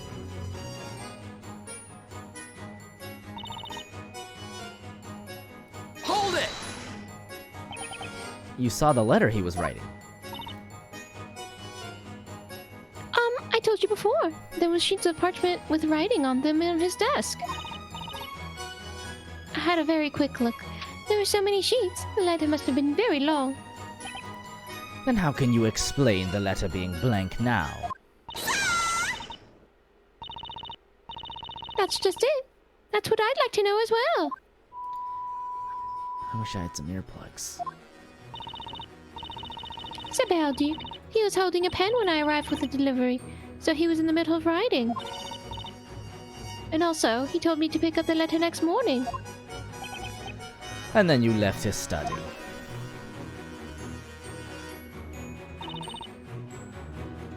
Hold it!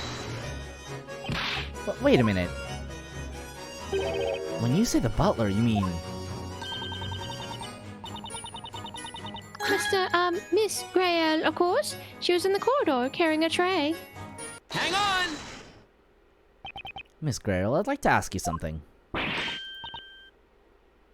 Oh, certainly. What is it? You stated previously... She could have stayed in the balcony. That's true. She could have just like yelled down at us. That you excused yourself and left Sir Belduke's study shortly after 1 a.m. Yes, that is correct. However, according to Miss Mailer's testimony, the two of you came across each other while you were waiting outside that room. Why didn't you mention that until now? That's because... I apologize. I'm afraid I completely forgot to mention it. You forgot? Miss Mailer very often comes with deliveries during the night. I did see her that night as well, but I didn't think much of it, as it's nothing unusual. I had no reason to hide that from you. Please forgive me for the confusion.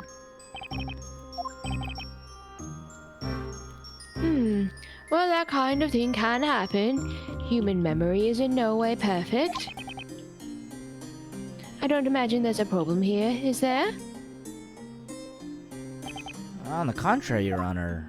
There's one more thing Miss Grayle forgot to mention. Oh, what is it? I'd like you to recall what Miss Mailer said about having met Miss Grayle that night. This is a flashback to literally a minute ago. We all need a reminder. Just in case you forgot. Miss Grayle, of course, she was in the corridor carrying a tray. Well, Miss Grayle, apparently you were carrying a tray at the time. What do you have to say about that?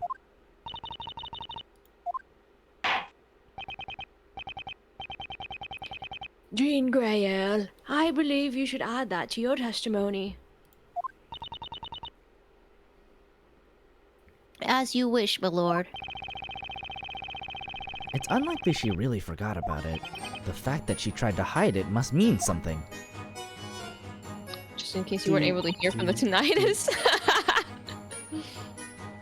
Hold it! What do you mean by usual drink?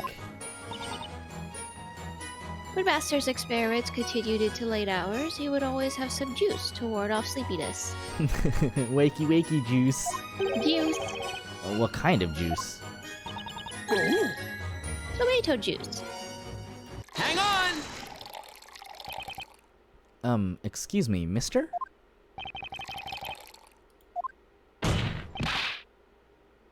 Mister? Yeah. Oh, no, nothing about it. Nothing at all. They just named a witness after a Marvel character? I guess so.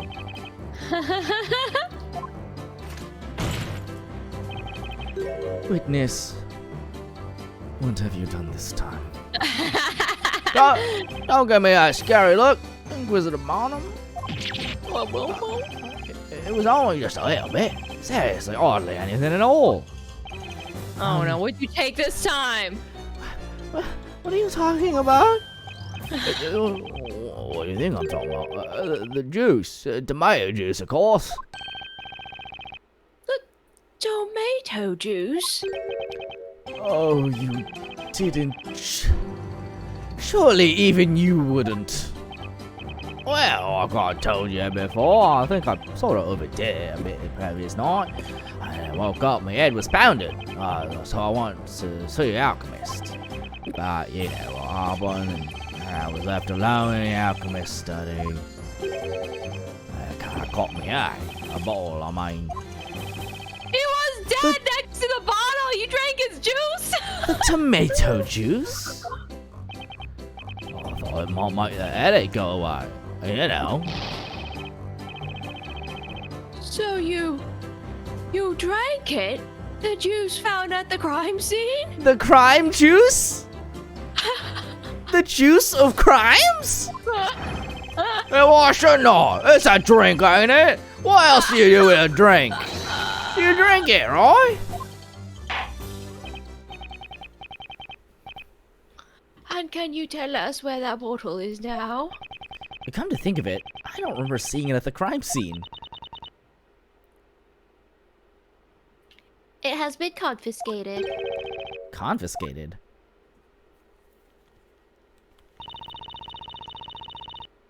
As I mentioned previously, the occult crime analysts confiscated all of Master's personal belongings for the crime scene.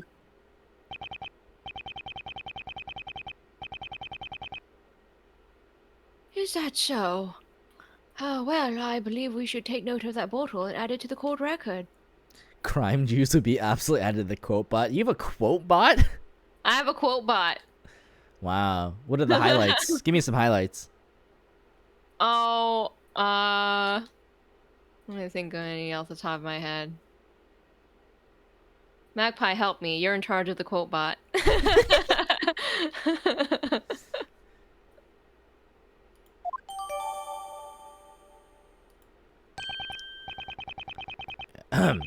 Yeah, so there I was, having a bit of juice when a girl came round.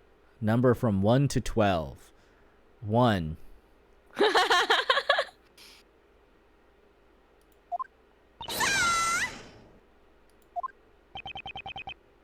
tell you the truth, I don't quite remember what happened after that. That's when he passed out, huh? Because it was sleepy juice. Power of vitamins. The power of vitamins. That was a line in a game I played. The guy said the power of vitamins after we finished fighting a battle. Wow.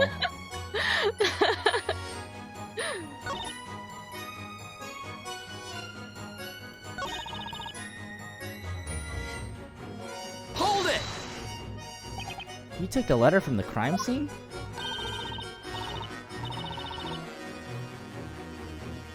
That's right. I took it from the crime scene. In a medieval fantasy JRPG? What were you playing? A romancing saga minstrel song. Oh, right. Objection! Do you not realize that pinching evidence from a crime scene is itself a crime worthy of severe punishment? You can't get mad at me, I'm the male person. It was my job. Well, it might be a crime. Sure. But just look at the witch's defender. Whoa, what the fuck, man? He's got to defend a witch, using any dirty tricks at his disposal. So look Dirty- at him instead of me. Dirty tricks? What dirty tricks? It's the same for me, you know. I'm a courier. So come rain or shine, I've got to deliver. Where there's mail, there's a mailer. I was so inspired by that young lady's spirit, I kind of just had to help. Number 3, I don't want your feet money. Wow. Although inspired by her dedication, he betrayed a lack of concentration.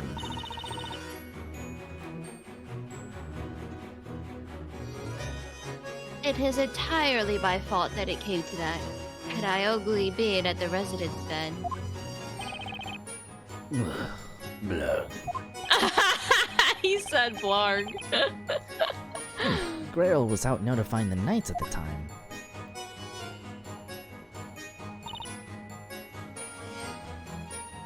Hold it! He went out like a light? Number 7, get schlorped. That's a good one. I like that. You like that one? That's a good one. He was helping me look for the letter. And then it happened. Out of the blue. He just passed out. The rascal. He collapsed, and his eyes rolled back. He wouldn't move. It almost sounds like he died. No such luck, unfortunately. Whoa, cold fucking blooded! Letty Mailer coming in with the steel chair! That horrible sound. He was grating his teeth. I thought my ears would explode.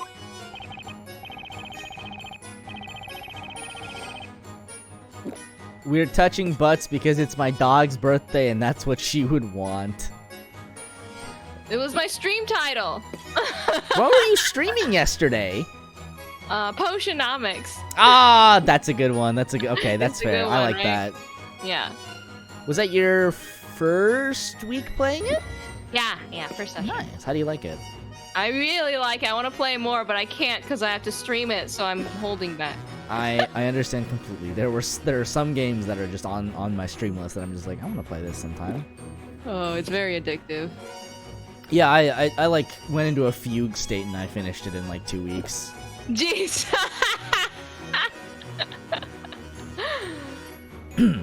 Yep, not sure what came over me. Never happened to me before, sleeping like that. Yeah, why didn't I just fall asleep? More like I sort of blacked out, I guess. No idea why. Oi, you guys, what do you think? Any ideas? I think it bears no relevance. And there you have my honest answer. And I think it's good that I wasn't there. But the question is, why did he black out like that? I've got evidence. Hi, Cookie. Can I help you? Can I help you? Cookies. Your Honor, I might have a clue as to why this witness suddenly lost consciousness. You do? Really? Did you work it out, Bluey? You were not expecting Potionomics to be part card game, but you're here for it. You know what? The card game aspect of it is pretty fun. It is very fun, actually. I like the card game aspect a lot. Yeah. I liked the fact also that the more you like rank up your social links, the more cards you get from people, and they all have different play styles. Yeah. One of my, all of my favorite cards really came from, I think maybe it's either the second to last or the last character I think maybe you meet. But their cards are really good. Oh boy. If that's the case, may the defense present some evidence. I mean, all the other characters have better cards than we do in the beginning, so I just take all their cards. It's true. Yeah. Yes, is all y'all tomato juice.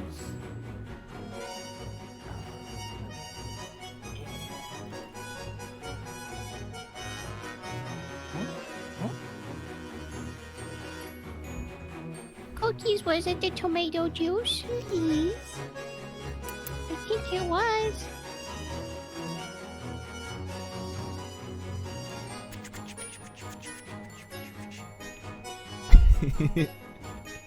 Take that! Okay, I will say there is one complaint I have about Potionomics. Okay. My one complaint about Potionomics is that I think that the 2D art style looks better than the 3D art style. I would tend to agree, yeah. Because like this may just be a personal preference thing for me as somebody who like really likes 2D animation, but like the 3D animation in that game is done pretty well. Like it's well animated. But they also have this like 2D animation that I just think looks much cuter. Yeah, like I get why they went with the 3D animation and stuff like that, but yeah, it's the 2D art is just so overwhelmingly charming. Like, it's so even though I'm really impressed with the 3D animation because they did a really good job with like the facial rigging and stuff like that. Yeah, really the animation itself is really good. It's just that unfortunately, as a result of the style that they kind of trended towards in that game, it feels like every character looks kind of a little bit more like samey than they would have otherwise, you know? Mm-hmm. Yeah, the card art specifically has like a ton of personality. Mm-hmm. I think it may just be like an aesthetic kind of like clash thing, just because like half of it is like this really cute, like, you know, it really looks like how do I put this? It's kind of like a homey art style, like it's like the kind of art style you see like pass by your like, you know, your dashboard on like Twitter or whatever. Sure. And then the 3D art style just kind of looks like, you know, it's a game, right? Yeah. Since you see the animations a lot due to the nature of the game, it might lessen the impact. Yeah, that might be true. I don't know. I would just be so curious to see what a fully 2D Potionomics would have looked like. Mm-hmm. Anyway, but that game, I will say that game has some of the best like 3D model like animation in general. Like they all have a lot of personality and it's animated really well. Like a lot of 3D games don't put that much detail into it, which is funny because I'm just like, it's really good. It's just a shame that it's like I really like the 2D art style better. Anyway, Mister, I believe the reason you might have lost consciousness at the crime scene is tied to a certain piece of evidence. That you drank. But wasn't just because, you know, a bit too much fun the night before? No, it was because of this. The tomato juice? You passed out right after drinking this juice. Yeah. What's up, Cookies?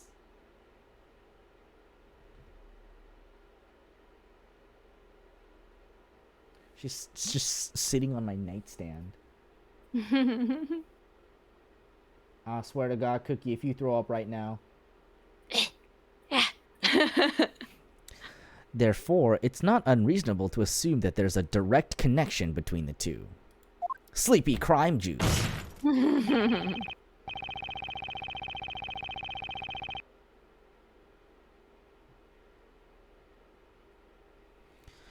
Tomato juice does not make people fall unconscious, Sir Blue Knight. Exactly. That's why something must have been added to the contents of that bottle. Something like a soporific. You mean sleep medicine? And if a soporific was mixed in with the tomato juice, that means Sir Belduke would have been unconscious at the time he was assailed. Oh!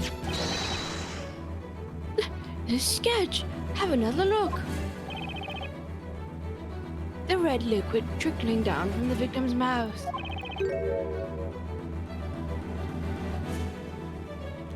Is proof that Sir Belduke must have drank the tomato juice. It wasn't blood, it was tomato juice! It's always tomato juice. I had failed to consider this. Inquisitor Barnum, I bet you remember saying this to the court. Can you imagine anyone just sitting back and letting themselves be strangled? Clearly, there should be evidence of a struggle. And since we haven't found any, that must mean the killer erased all traces of a fight from the crime scene. However, if the victim was unconscious when his assailant was strangling him, then the killer could have committed the crime through a small portal big enough to put their arms through after all. Objection! That may be so, but tell me this. How would the culprit have managed to obtain such a strong soporific?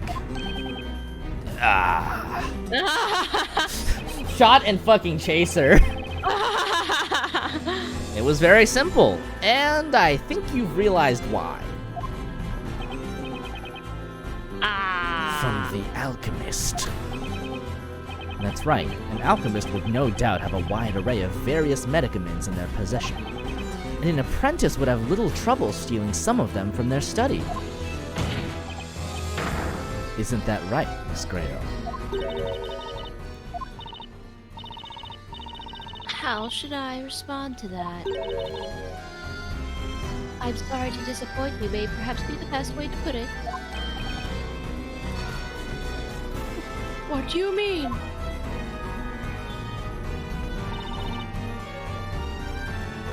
Even though that juice bottle has been safely stored for the past 3 months, I'm positive it would be impossible to find any traces of that soporific now. I am stupid, therefore I could not have known that. You wicked. This is unbelievable. Was it really the butler who did it? But everything she says holds true. She was pretending to be a boy. That's mighty suspicious to start with. Oh my gosh. Is she a witch? Oh, God, my ears.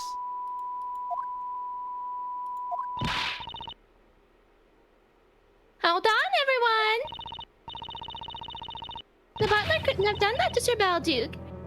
She would never, ever do it! Huh? Please, let us testify just one more time. Miss Grayer, let's tell them. Let's prove they're wrong. They have no idea how much you've done for Sir Balduke. Miss Baylor.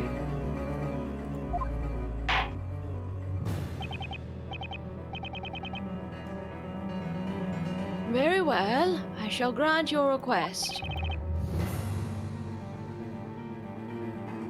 Testify about the relationship between Miss Grayell and Sir Balduke.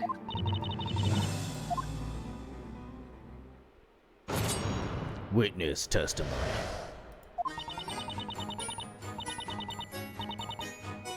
Master took me in, a complete stranger. I will forever be indebted to him. That's why I could never make an attempt on his life, through magic or otherwise.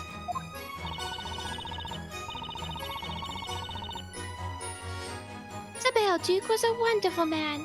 He's the one who recommended this line of work to me. And he's the one who told me about it. The confidentiality obligation, I mean. I've never once broken it. Is that so?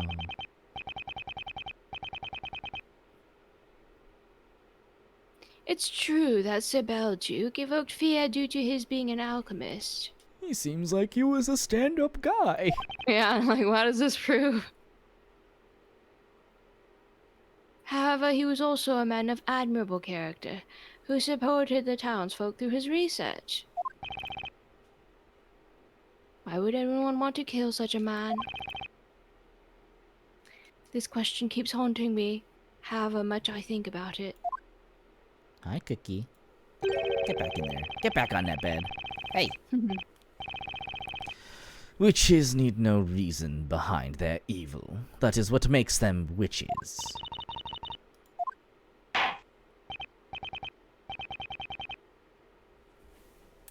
Now, the defense may begin its interrogation.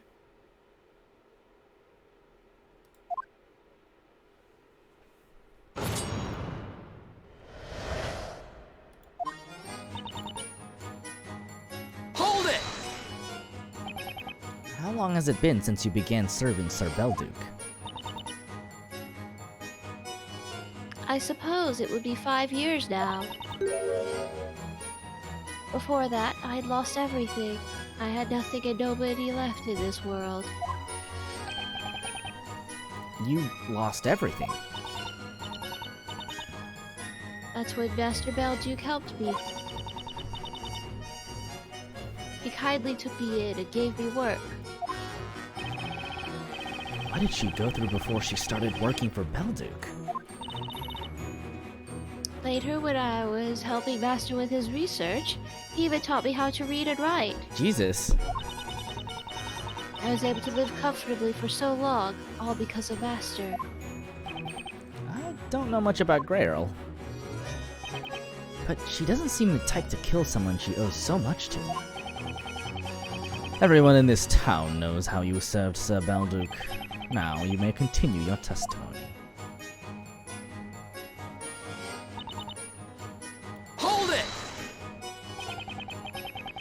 You're claiming you had no reason to kill Sir Balduke. Yes, you can ask whoever you wish, and I'm sure they will say the same. That is so. It is widely known that Jean Grayrel was devoted to serving Sir Balduke. It's difficult to imagine that she could brutally murder her respected master. Indeed, I am of the same opinion. I have visited Sir Balduke on several occasions to inquire about this piece of evidence or that. And I must say, I felt there was a strong bond of trust between him and Miss Greer.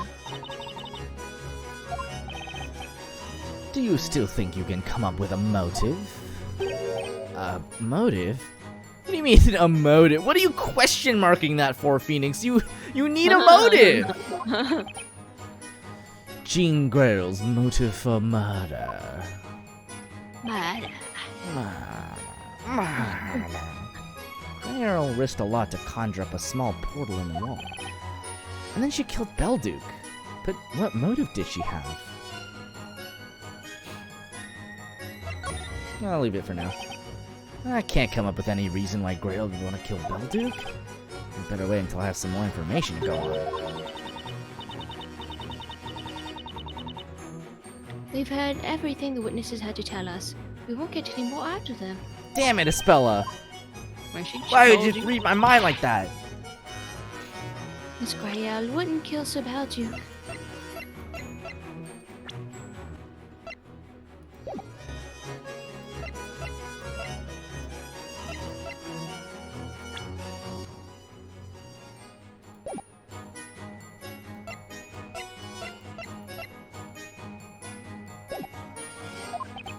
But he's dead, and when you think about who could have killed him... Are you alright, Mr. Wright? The murder happened. Nothing's gonna change that, but... Was murder really the culprit's primary objective? What are you thinking about, Mr. Wright? I think I may need to consider some other possibilities after all. Rather than try to get any more info, maybe I'll be better off changing my perspective. Well, I've been thinking, maybe we've been making the wrong assumptions. What if Grail's aim wasn't to get Belduke out of the picture?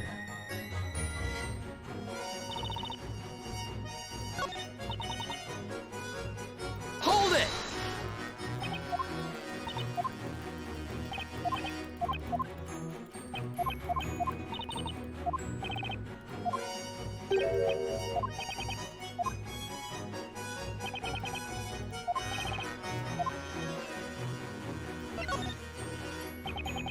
I understand. The defense will present evidence. Evidence to indicate Jean Grey's motive for murder? No. Wait, what? What's this about, Sir Blue Knight? Sir Belduke's life was taken that day. That's a fact. However, was this actually the culprit's true objective? Objection! What? This is nonsense. Sir Belduke was murdered. What other possible reason could there be besides someone wanting him dead? I'm fairly positive this piece of evidence will lead us to the culprit's real motive. Oh boy. Very well. Defense, present evidence to indicate Jean Grey's motive for committing the crime. Well, Would it be the letter? that's the only thing I can think of.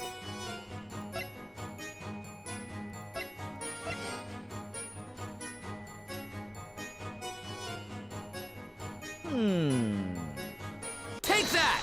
Ah! Yeah. Miss Grail had no reason for wanting to kill Sir Belduke. However, there was another incident that night, which is related to this case. And I have an idea what it was. Another incident? I'm referring to this letter. Sir Belduke wrote a letter shortly before his death, yet all we have here are some blank sheets of parchment.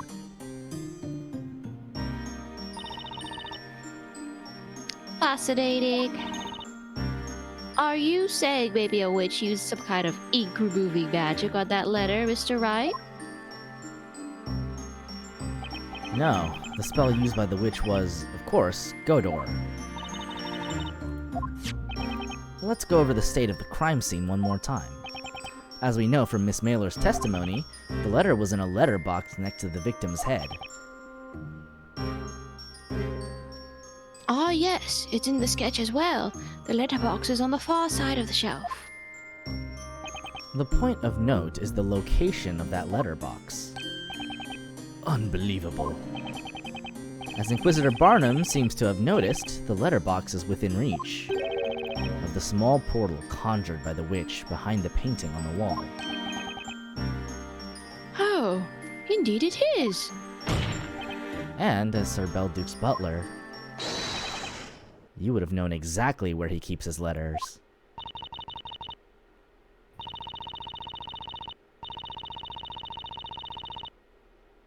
Indeed. Master Belduke would always keep his letters in that letterbox before posting them. You mentioned no such thing.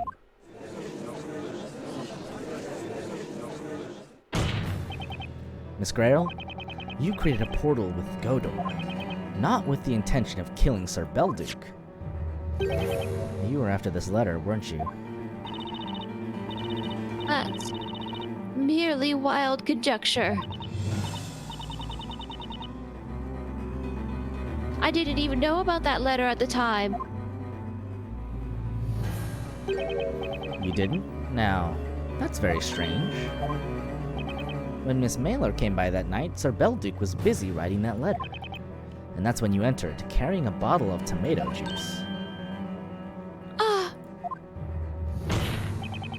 There's no way you wouldn't have known that your master was writing a letter to someone. And you could have known even more than that.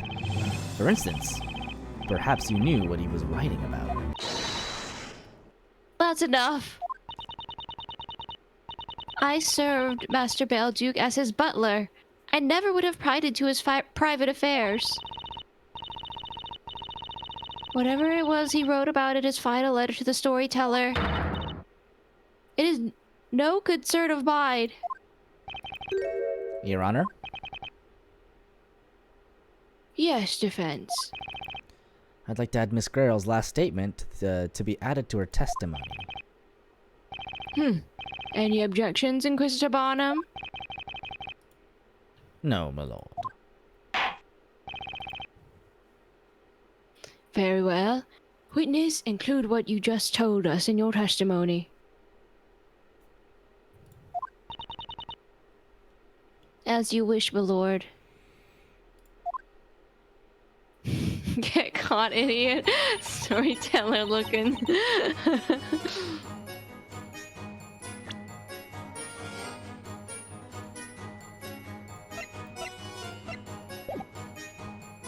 Hold it! Let me get this straight. You didn't know anything about the victim's letter. That's right. I believe I have said as much already. Then how did you know? How did you know it was addressed to the storyteller? Oh, indeed.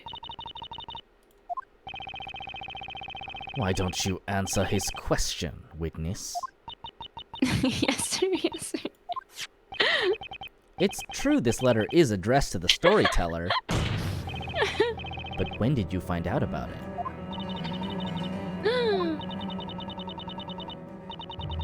I have spoken about the murder with many people over the past 3 months. Hang on! Excuse me, Miss Mailer?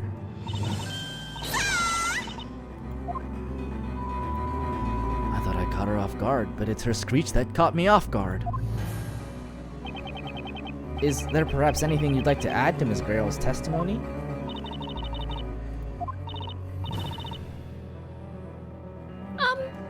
No, not really. Then why are we even here? In that case, let me ask you a different question. Did you tell Miss Grail about Sir Belduke's letter? Oh boy, you did, didn't you? No. Do not beat about the bush, witness. Answer the question. No. If I may briefly interrupt.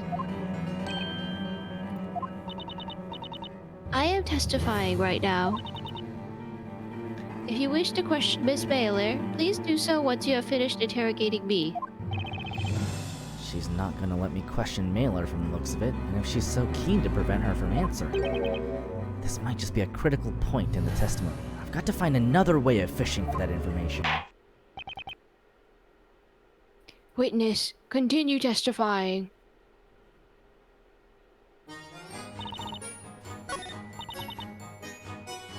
Hold it!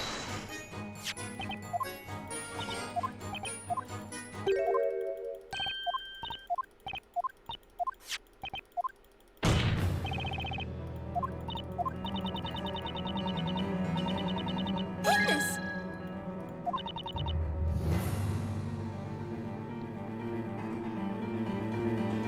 Everyone has been very kind to me.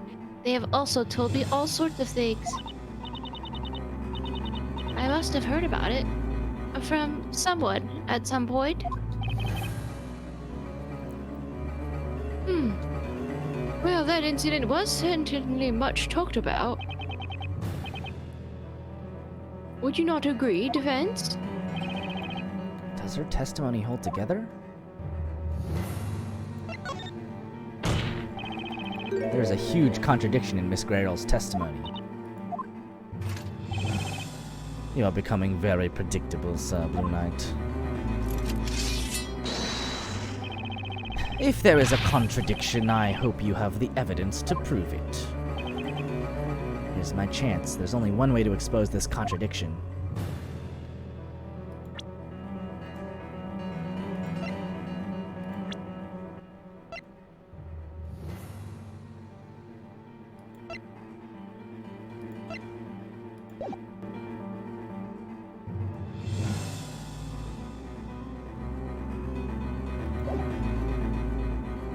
Do we have evidence to present?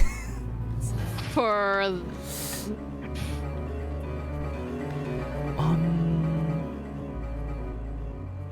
what are we contradicting? that that she would have heard that it was the Lord that she would've storyteller.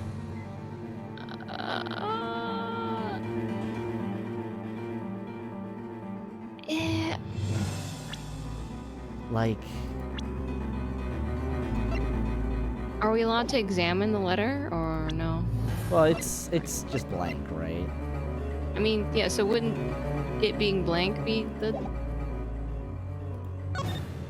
Sure. Let's try it. The defense is ready to present evidence. We're not ready. We're not ready.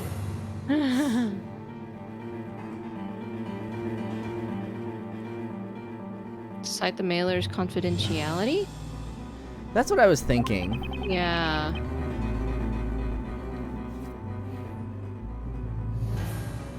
Take that! Oh no. No, it's definitely Tremble wrong. in awe. At the power of my reasoning. Oh no. Quake. Can you repeat that last bit? Even I have never used a catch penny line like that. Well, I trembled a little. All those chin and stands are giving me shivers.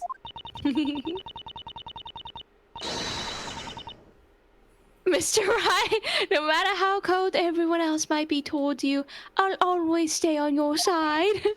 Presenting that evidence was a big mistake. Trying to show off was an even bigger one. Get this, Rube! The one who ought to tremble is you, Sir Blue Knight. Yeah. That didn't go well. What's up, Luke? Okay. We don't need evidence.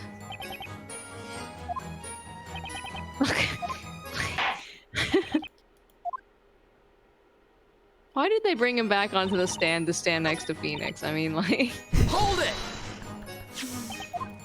it's like a prop now.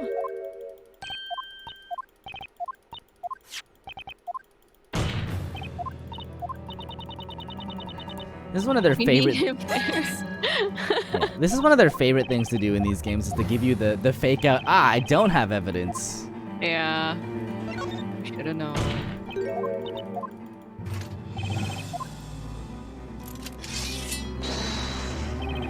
I don't have evidence because I don't need it.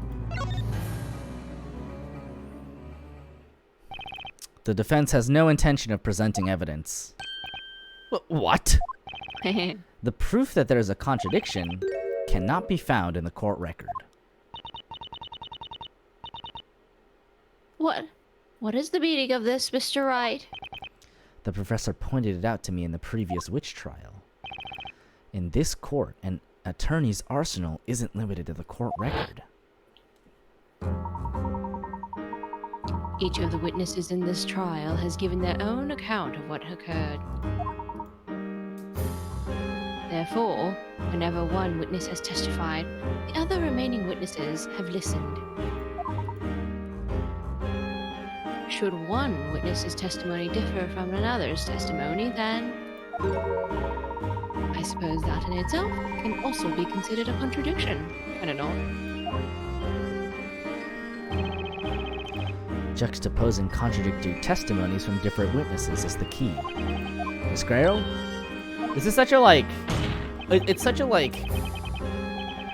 still in development idea in this game, but you can really tell that in the Great Ace Attorney they were like, okay, we got it. Yeah. We've got it down. Yeah, got the mechanic. Your testimony contradicts another one that we've heard in this court today.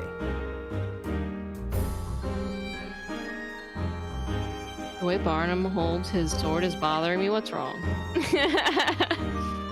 The confidentiality obligation. Everyone's broke it. Objection! Stop, Luke! Stop! Oh, no! No! They moved! Luke and Espella, they did it! They were like, we gotta do this for Mr. Right! So fucking funny, I can't! This reminds me of a puzzle. One in which I am now made of gold. Hello. How is the game so far? It's pretty wild. I mean, I remembered it being pretty wild, but it's pretty wild as far as Ace Attorney games go. I would say that the mechanics they tend to be a little on the lighter side. Like, all of the trials we've had so far are, like, pretty light on evidence, although some of them ask you to do some really obtuse puzzling. And then the puzzling is, you know, they're Professor Layton puzzles. But it's pretty fun. It's fun. It feels more like a Phoenix Wright game than a Professor Layton game, I would say. Primarily because a lot of the puzzles are optional, whereas the court sequences are very required. We have some Barnum stands in the audience. It was a single word that gave you away, Miss Grail. What do you mean by that? The name of the recipient. There were only a few people who knew the intended recipient of that letter. 4 people, to be precise. Only 4 people? He's bending his angle a lot, which is kind of dangerous. Yeah. I mean, it would be dangerous if anyone else had a sword, right? First was Sir Belduke, the author of the letter. Then there was Miss Mailer, who delivered it.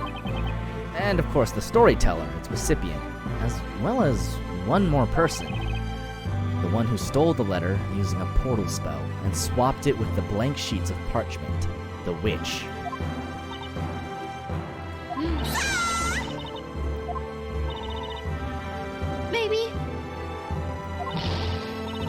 Maybe I did. Maybe I spilled the beans. Arthur let at me. Maybe I told the butler. You did what? Well, because, you see, me and the butler are sort of friends. And it was about our dear Sir Belduke. I feel like I might have told her about it after all. See? If I did, that's how she knew. About the recipient, I mean. Objection! I understand that you were friends with Miss Grail. and you want to help her out. But I've got a piece of advice, Miss Mailer. You shouldn't lie, even for a friend. I mean, in court you definitely shouldn't. Probably. Remember your testimony. You told us about the courier's duty to keep the details of letters confidential. And you've also testified that you have never broken that obligation. Remember? Objection! Whoa, the music just cut back in all of a Oh, sudden. yeah, that was strange. But hold on just a minute. As the victim's butler, Jean Grail might have had a chance to catch a glimpse of the evidence. Objection! No, she didn't.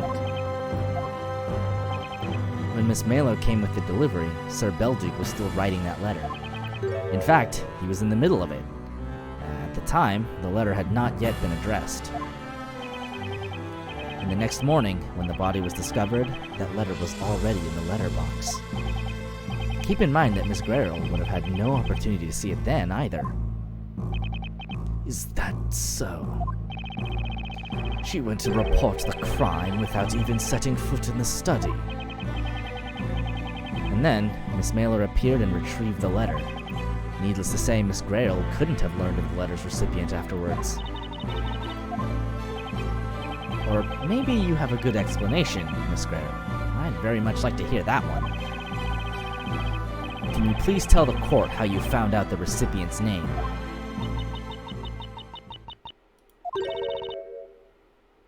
Mr. Wright. Yes? Do you remember what I said when I was called to the witness stand? Yes? At the heart of alchemy lies the pursuit of the rules and logic that govern nature. You have demonstrated the power of your own logic. Miss Grail.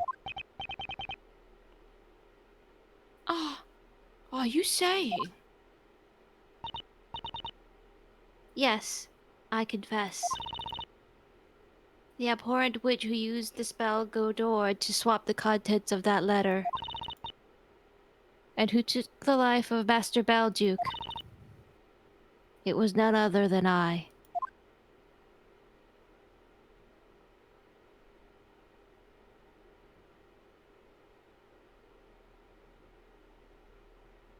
Why'd you kill him? Presumably the contents of the letter were somewhat incriminating in some sense.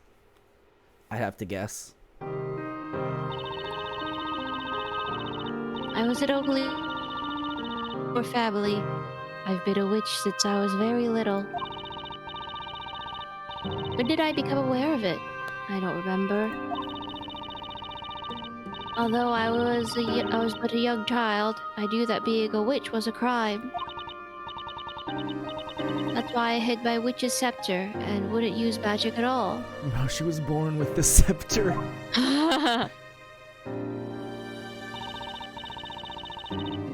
My father worked as a bricklayer. He toiled every day, but we could hardly make ends meet. One winter day, we couldn't afford to pay the rent. We were going to lose the house. My god.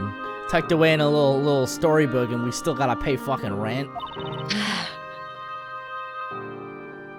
My mother was in tears, and my father was sitting with his head down, wordless. I want money for Mummy and Daddy. Okay. Okay. That day, I suddenly remembered about the witch's scepter that I had hidden. The Gondor spell. I thought I'd try it, just once, casting the spell. But at the time, I had no idea what an irreversible mistake that would be. Even though no one told me. I knew from the very beginning what magic I was able to use. Assigned Gondor at birth.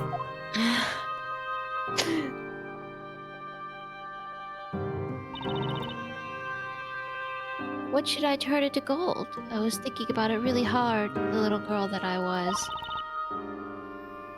Something that wouldn't stand out, that could be taken for a work of art.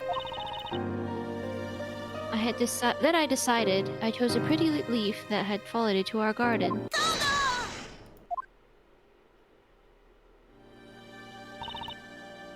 But it wasn't the right thing to do after all. I was terribly punished for using magic, even just the once.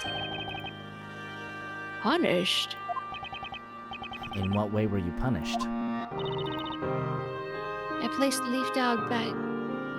leaf down in the back garden and cast the spell. But then Margaret suddenly walked in front of me. Margaret? My closest childhood friend. She really yelled that word, trying to be subtle. He was like 2. Margaret, right before my eyes, she was turned into gold. Oh, dear me.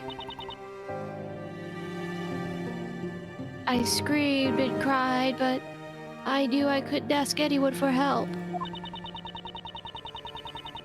If anyone had seen it, they would have known it was the work of magic, and I knew Margaret wasn't coming back.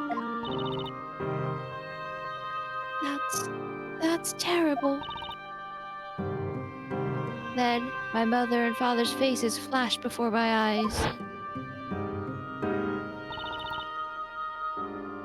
We may have been very poor, but we were always happy together. Had I been captured as a witch, I feared my parents wouldn't be safe either. That thought tormented me more than anything, and so I made the decision. I decided to end my own life. Jesus Christ. What the fuck? Dicks! You threw yourself into the water? I threw myself into the river near the town. It was winter and the water was as cold as ice. Bro, she was like 5! I couldn't even move. It was painful. My consciousness started drifting away.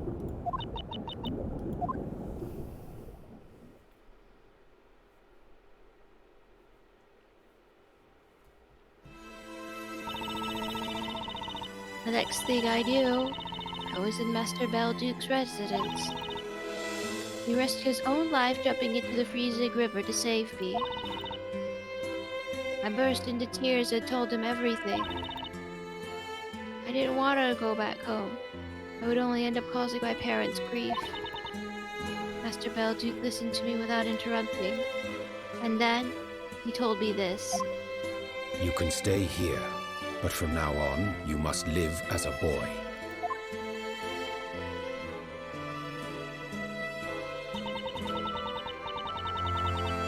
Master Belduke met with my parents and explained everything to them. They were very sad, but they agreed it would be best if I didn't return home. Oh, Miss Grayale, that must have been so awful for her. Master bought the house for my parents, so they wouldn't have to worry about paying in rent anymore. As for Margaret, turned into gold, he brought her to his residence. He knew that if anyone saw her, they would report an incident of witchcraft. And this Miss Margaret, is she still in that golden state? Yes, she is. That's strange. We have received no reports of anyone by that name having gone missing.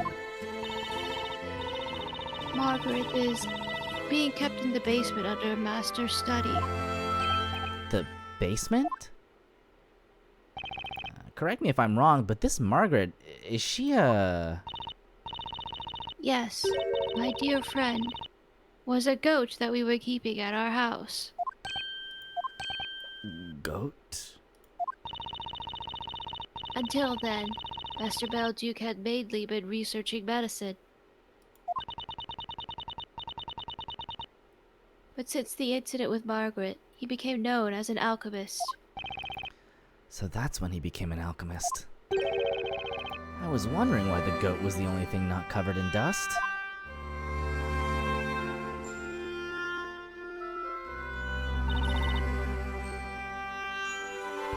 That's how I started a new life as Master Belduke's butler.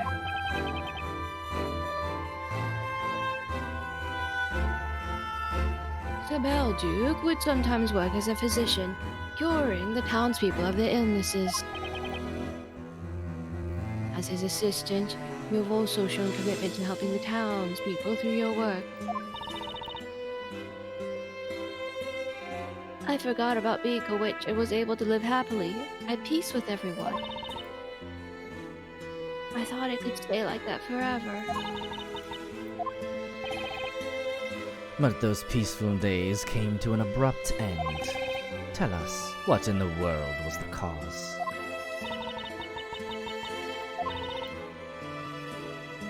Even I am not quite sure what led to this. However, it all started 3 months ago with that lightning strike.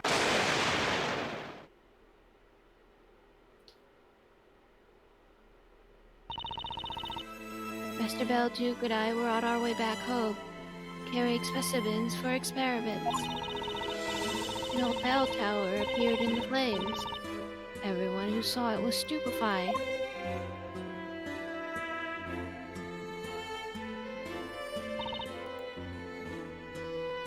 But the expression on Master Belduke's face was unlike anything I'd seen before. What do you mean?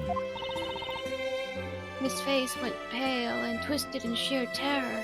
He was shaking violently. It wasn't just astonishment at an unusual phenomenon. It was as if he was afraid of something more concrete.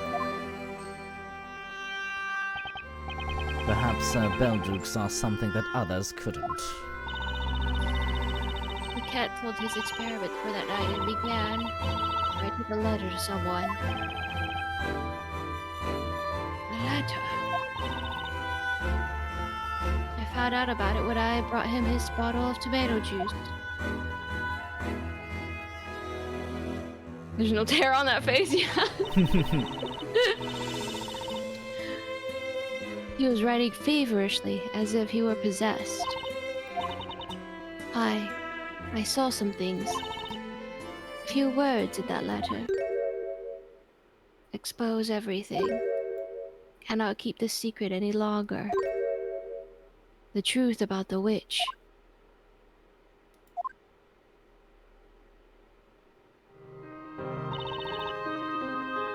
Master Belduke was going to confess that I was a witch.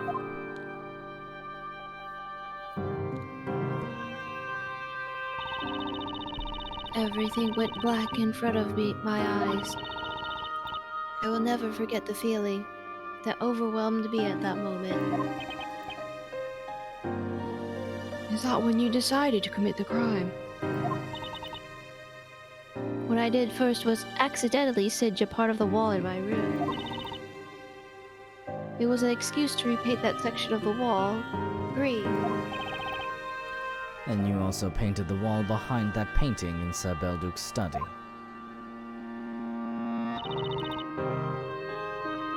And when that fateful night came,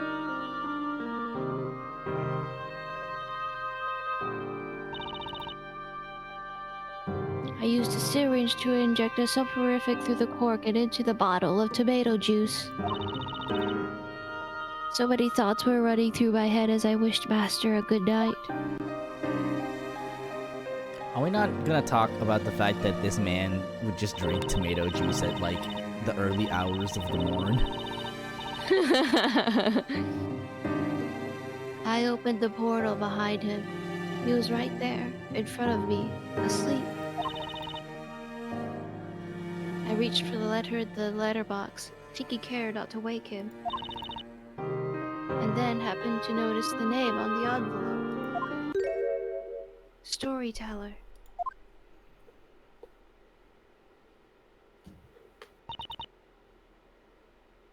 When I read that name, the world all around me turned black once more.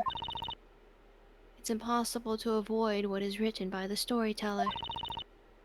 It seemed as if I could hear the doors to all escape routes shutting closed. It was the sound of despair. I would like you to believe me, that the thought of taking Master Belduke's life never once occurred to me. I only planned to steal that letter and then disappear. As I looked upon Master, sleeping there in front of me, at that moment, I felt an evil presence awaken within me. Why did he save my life? And why did he betray me?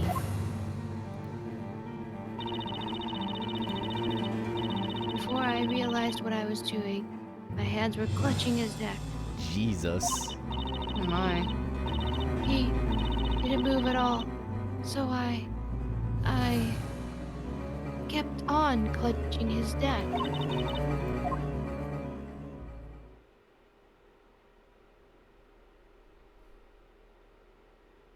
That's it.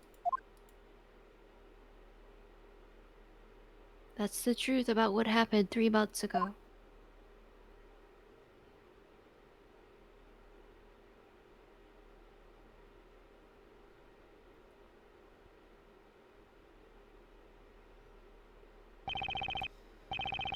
There is just one thing I fail to understand. Yes?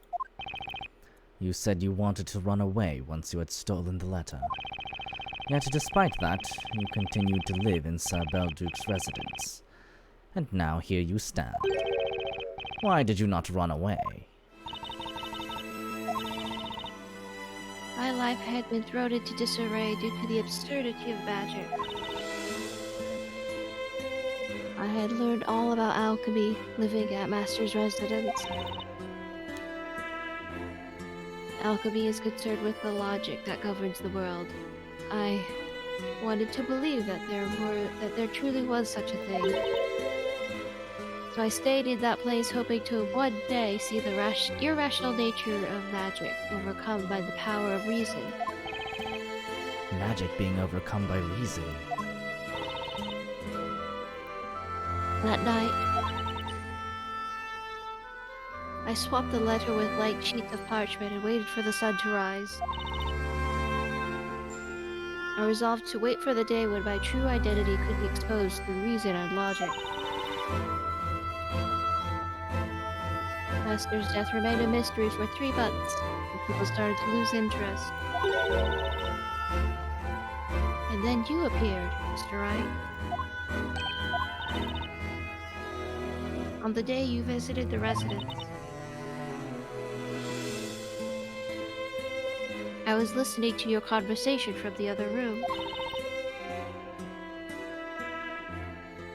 As the time finally come for me, my heart was racing with anticipation. Then, a few minutes after everyone entered that room, an unbelievable incident took place. That incident? A witch appeared in Master's study. What?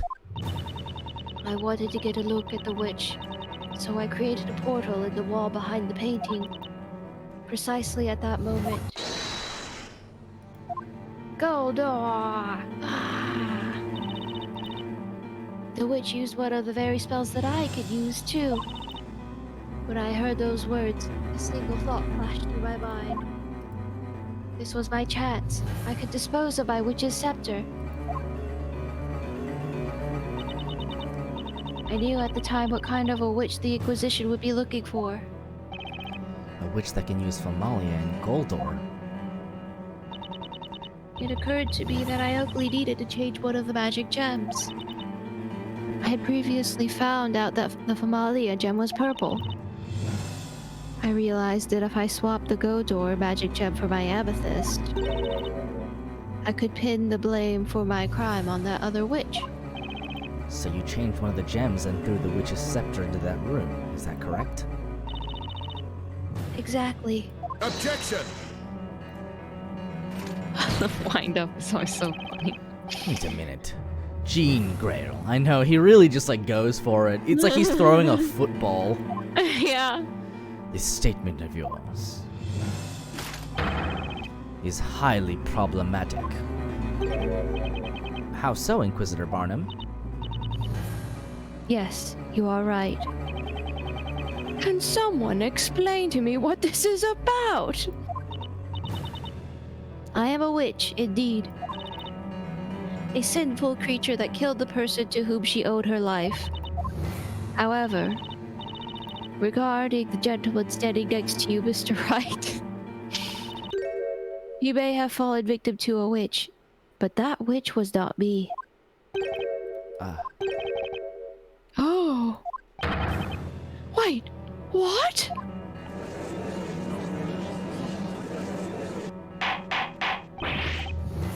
Order!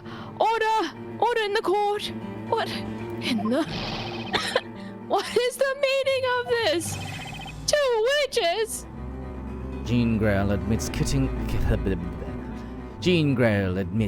Sir Belduke, but not to turning Sir Leighton into gold. That is the gist of it, my lord. But lying about it is meaningless. Lying? Just being a witch is a crime in itself. And the punishment for that crime is the same, regardless of whether she took one person's life or 2. That's why there's no point in lying about it. I'm sure that's what the judge is thinking. Grail is still claiming she never laid a finger on the professor. But if there's no point in lying, does that mean she must be telling us the truth? So in that case, who's responsible for what happened to the professor? If it wasn't her, then who was it?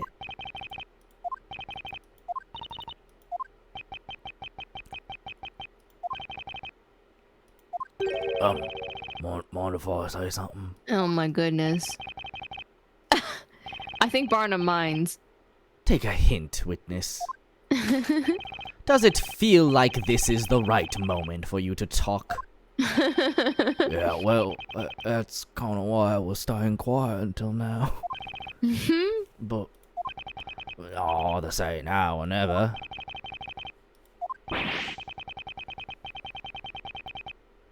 Don't simply fall silent after saying that. It only makes it weigh on my mind more. Whatever did you want to say? Oh, Bluey, Yes? I need to make sure about something. I mean, it's not what it used to be, you know? Yeah?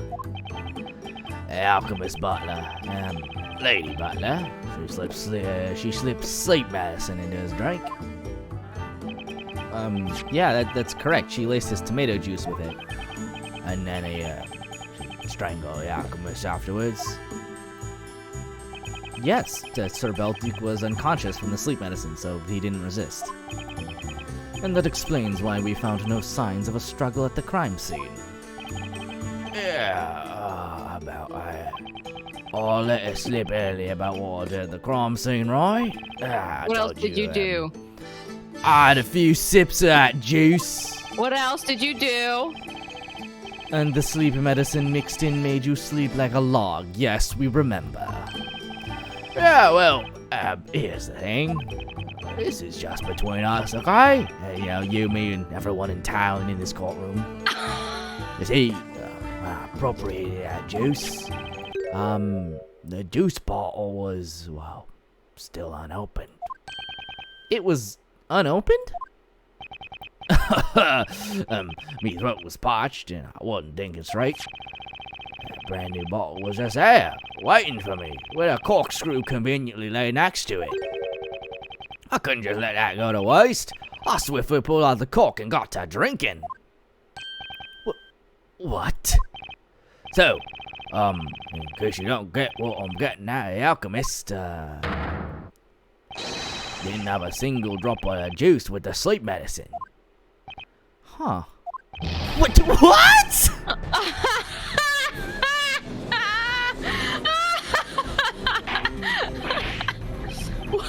Witness! the trouble of opening a bottle found at a crime scene just to drink its suspicious contents? Listen, this is a bombshell, but also like, yeah, fucking dragon. What the fuck? That's what I've been telling you. I was darn at this. That doesn't justify what you've done! Objection! Okay, everybody, calm the fuck down. Jesus Christ! What the fuck? What's happening? The Inquisition shall deal with this witness after the trial. He will find out what it means to be dying of thirst in a more literal meaning. However, let us not waste any more time with him now. The witch has confessed to her crimes. There is no need to investigate Sir Belduke's death any further. Indeed, you are right, Inquisitor. Her role in the Sir Leighton incident is not entirely clear. But a person who kills her protector, to whom she owes her very life, can be nothing other than a witch. The court has sufficient grounds to sentence her as such. Belduke didn't drink the juice that night. And if that's true, there's one thing here that doesn't add up. Mr. Roy, I have to say, there's something about this that's been bothering me. I'm sure there's a contradiction lurking in this man's testimony. You think so, Luke? Can I really turn a blind eye to that? Mister, you're saying you opened the tomato juice bottle, but that claim contradicts a certain piece of evidence. What? Defense, I'd like a word with you. Yes, Your Honor? At this rate, your client's innocence has already been established. Therefore, whether there is a contradiction in that man's testimony or not, should no longer be any of your concern. That may be so, Your Honor, but even though I'm here to defend the accused, the true duty of any attorney is to uncover the truth behind what happened. My job's not done until there are no more contradictions left. Very well. Sir Blue Knight, let us hear about this contradiction you have discovered. The bottle was first opened by that guy, meaning Belduke didn't drink any of it. That means there's one piece of evidence that should be very difficult to explain. I would like to hear about this contradiction too. The defense shall present evidence. Where is the contradiction in this witness having been the one who opened the tomato juice bottle? Yeah, what's what's this then? Yeah, what is all of this? Take that! The blood. The contradiction can be seen in one of the sketches of the crime scene. In one of the sketches? Please take a look at Sir Belduke's mouth. We can see a line of red liquid trickling down from his mouth. Yes, well, we have already established that it was the tomato juice. Oh! Exactly, Your Honor. Sir Belduke didn't drink any of the tomato juice that night. Objection! Which means there's only one other possibility. That red line, as we thought first of all. Blood. Sir Belduke must have tried to fight back the assailant and bit his tongue in doing so. Objection! Unfortunately, that would only bring us back to the problem we encountered earlier. Earlier? If the victim had put up a fight, then there should have been traces of a struggle at the crime scene, and yet, no such traces were found. That's what made you assume the witch must have used Formalia. Yes, that is so. As I explained before, Master Belduke didn't struggle at all at the time. But when I think about it now, in light of the new information, it was very unnatural. The victim didn't drink the soporific, yet didn't struggle. What in the... What He does was- this mean? He was Mo Shinderu. Yeah, that's right. If it's not tomato juice, nor blood brought about through a struggle with the murderer, then what else could it be? Since it's not tomato juice, we have to assume it's blood after all. Yeah, right. It's gotta be it. We have ruled out the possibility that the victim bit his tongue while struggling with the attacker. Indeed.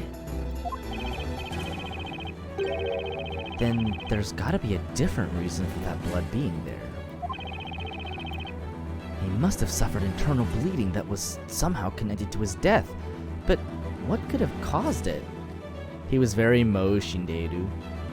It is M-O and then the like Japanese vowel lengthener, which makes it O-U, Mo Shinderu. Mo. Omae wa Mo Shinderu. Your Honor, if I may ask one question. A question? To who? If I just clarify this one suspicion, I may be able to explain the blood shown in the sketch. That's why I need to question one person in particular.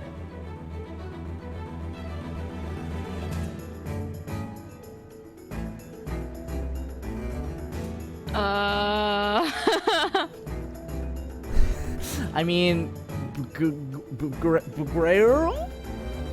Maybe? Yeah, I mean... Because we already got all we got out of Amir. Yeah. Well then, I have a question for Miss Grail. Yes, Mr. Wright? On the day of the crime, did anything go missing from the crime scene? Missing? Such as... the tomato juice that a certain person drank, do you mean? Yeah, something like that, but was there anything else? I'm afraid I cannot say.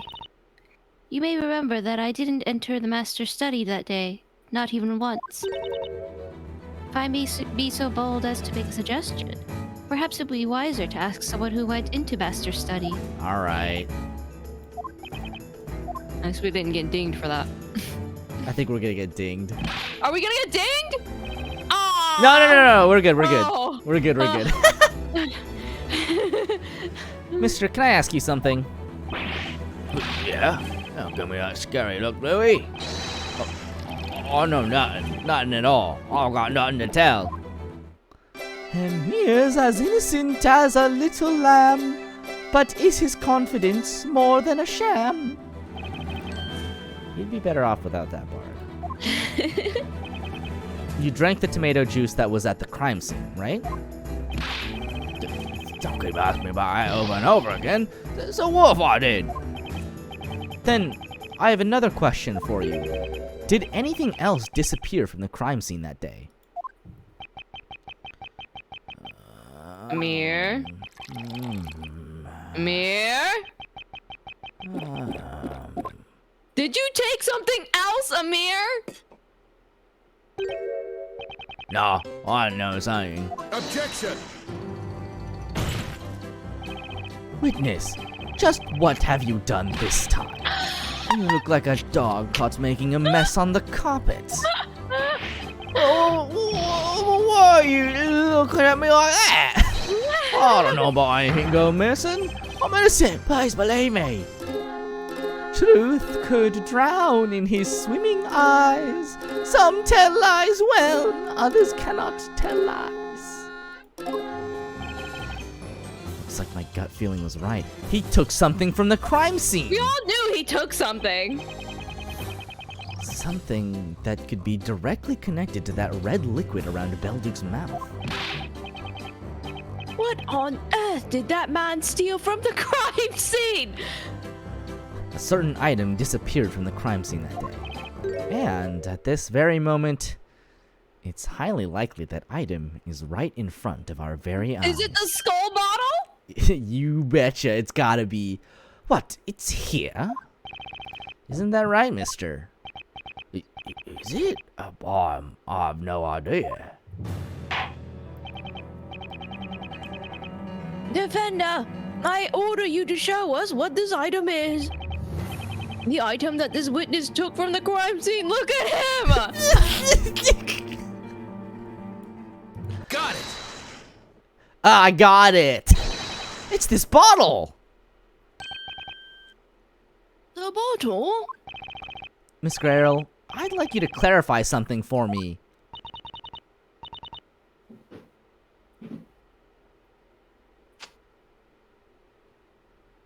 What would that be, Mr. Wright? Sir Belduke was working on creating certain medicines. He had various dangerous substances in his possession as well. How were they stored?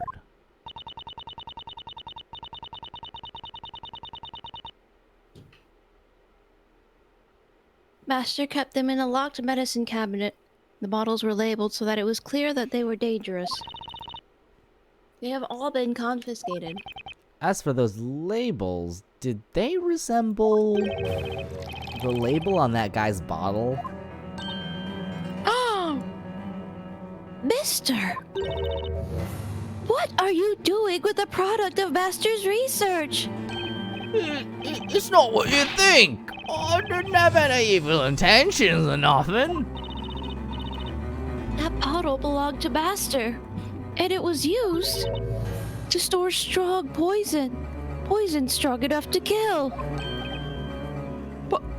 Poison? What?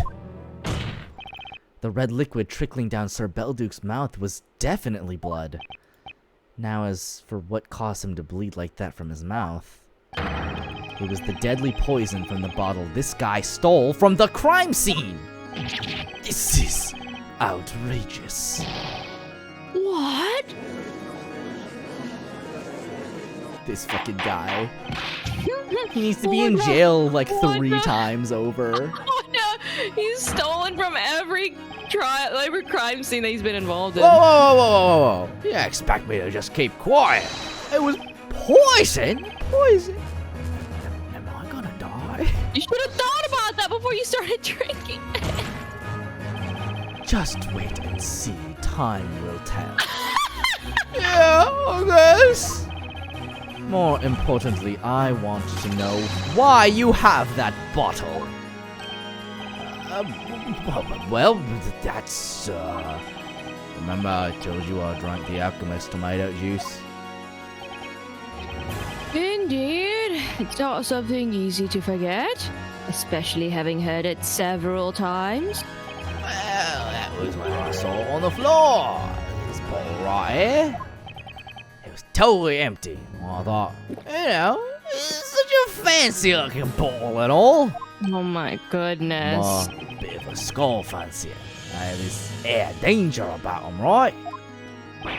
They certainly do. So since it was there and I was there too, I felt we were kind of meant for each other. Stop. I thought, this bottle's so classy I could die for it. Oh. Well, now you probably will. Had any poison been left in the bottle, you would have died instantly. But if it was empty, it was probably harmless. Oh, yeah? I want to live! Good thing I rinsed it well before use. Oh, stop it. I took some basic precautions, you know? What if the victim was killed by poison? That raises a new question, of course. Who could have poisoned him? Considering all the evidence and the testimonies we've heard today, the answer is so close I can taste it. Sir Belduke was poisoned by... It was, of course, Sir Belduke himself. Sir Belduke himself? Sir Belduke took that poison of his own will. His death was suicide. Objection! That is preposterous! A suicide? Inconceivable. Objection! In think about it, Inquisitor, that would explain the most unnatural aspect of his death. The most unnatural aspect? Miss Grail, when you were strangling Sir Belduke, you put up no fight whatsoever, is that correct? Yes, it is. Until today, I was convinced it was due to the sleep medicine. It wasn't, because he didn't take any. The truth is, when you gripped his throat, Sir Belduke was Mo Ishineru. He had poisoned himself. Ugh.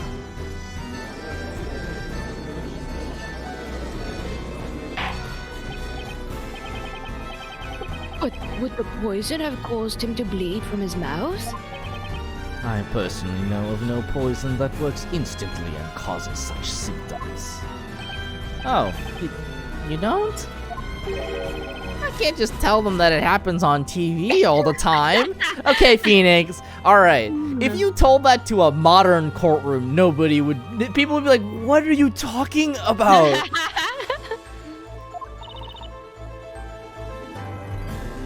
There are certain plants in this area that contain a highly poisonous substance. In the course of his research, Master Belduke found a way to extract that poison. What am I hearing?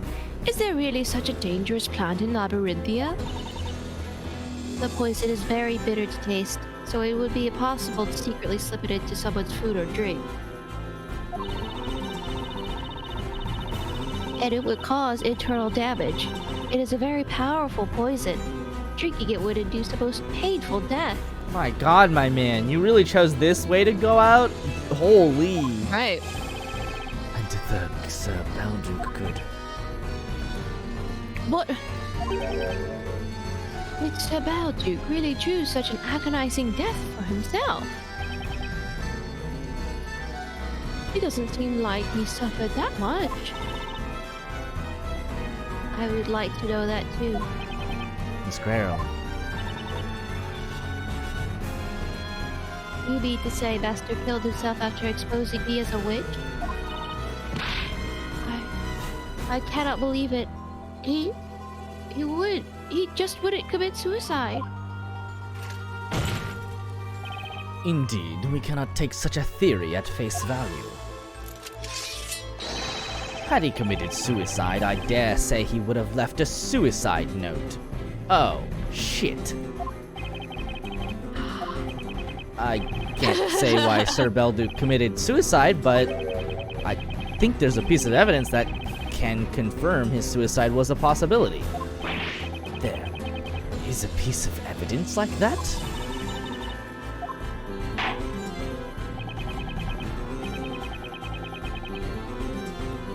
You have such evidence, you ought to present it to the court immediately. Yep. Take that! That's Sir Belduke's letter. Let's see. It was addressed to the storyteller, wasn't it? This is the last letter written by Sir Belduke. Now, if his death was a suicide, then this letter may well be his suicide note. Objection! What we have here is nothing more than blank sheets of parchment. Whether or not there was a suicide note is something we can only speculate about. That's right. But there is one person who knows whether this letter was really a suicide note. You mean the person who swapped its contents? I see what you mean now about the angle that he's holding that sword, yeah. Yeah. really stretching that wrist out. In other words, you, Jean Grey.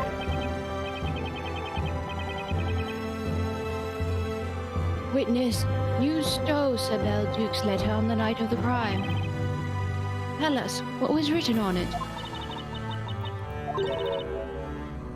I don't know. What? What? You don't know? I did steal the letter, yes. But I don't know what its contents were. What do you mean you don't know?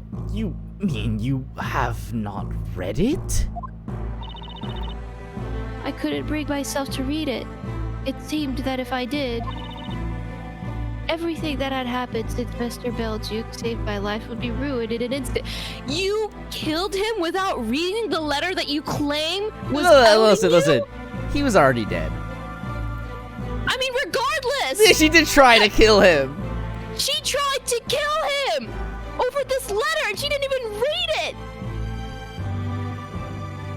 I've taken it out and held it in my hands many times, but no matter what, I just couldn't. You made a huge assumption! Miss Grayel. Can you tell us where that letter is now? I have it here. You have it on your fucking body! You're carrying it around with you? If you were searched, you would have been done for! That night, having killed Mr. Belduke, I decided to stay at his residence. I knew my identity would be revealed sooner or later, and I was ready for it.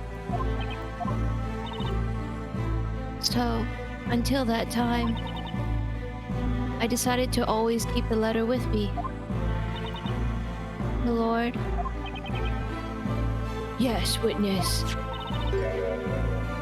If you don't mind, could you please read it aloud? Oh my god, here we go.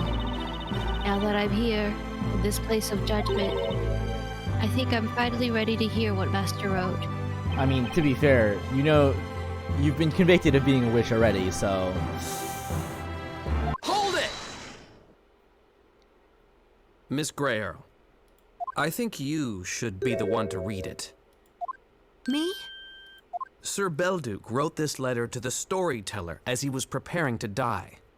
I think it's only right his last words should be read by you.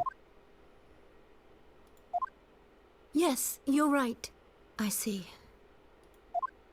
I Phoenix is understand. also here for the Please allow drama. me He went to read art the letter school. aloud.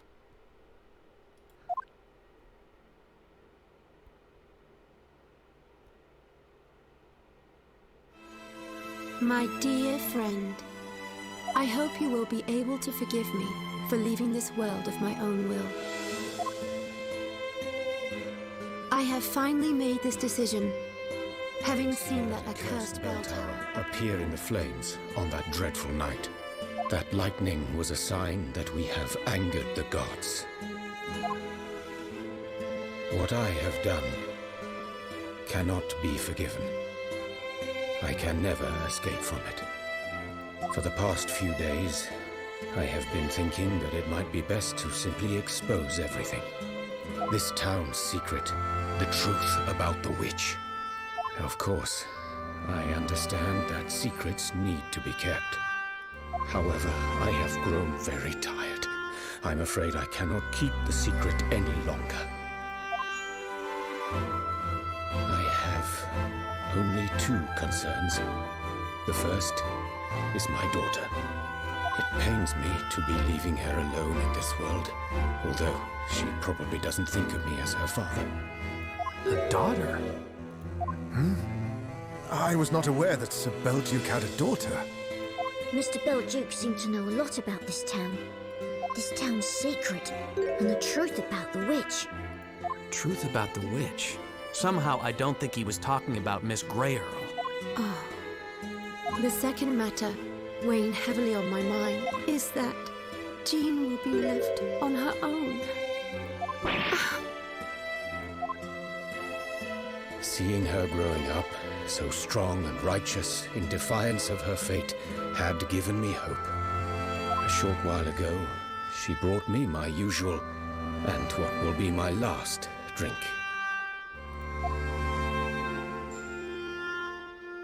There are so many things I wanted to tell her, but I could only manage a thank you. She is a very sharp child. Had I said any more, she would have caught on. You could call me a selfish man, but I didn't wish my last memory of her to be a sad one. Master Belduke. If the fate handed to her by this town has made her life an ordeal until now. I hope from the bottom of my heart that a wonderful story awaits her next. I intend to leave my residence to her, and I would like you to look out for her. Alas, it is time for me to put my pen down. My dear friend, what I truly wish to express to you is too complicated for words. I hope one day you will understand. But for now, I bid you farewell. The time has come for me to go.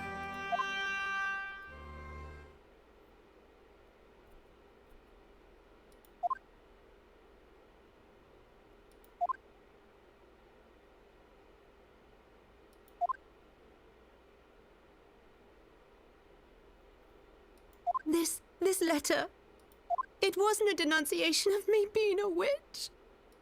Master Belduke cared about you until the very end. Yes, how could I have forgotten? I'm sure I knew it all along. So why did I? How could I have done that to him?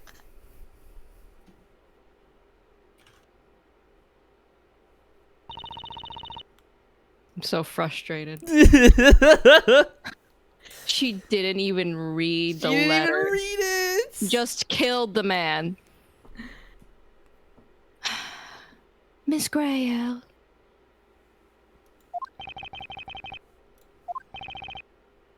My lord. What is it, Inquisitor Barnum? 90% of the trials could have been solved with some talking. Yeah. I think it is about time. For the guilty verdict. Guilty? The Inquisition withdraws the charges against Maya Fey and charges Jean Greer with being a witch. All the evidence corroborates this accusation, and she even admits her guilt. Hence, the Inquisition asks that the witch be found guilty and punished immediately. Objection! Not so fast, Inquisitor Barnum! What do you want now, Sir Blue Knight? Okay, admittedly, Miss Grayle did attempt to strangle Sir Belduke, but he had consumed a deadly poison and was already dead at the time. Oh my god, this freaking... They always try to do this logic. Therefore, she is not guilty of murder. They don't care, Phoenix! She's a witch! And one more thing.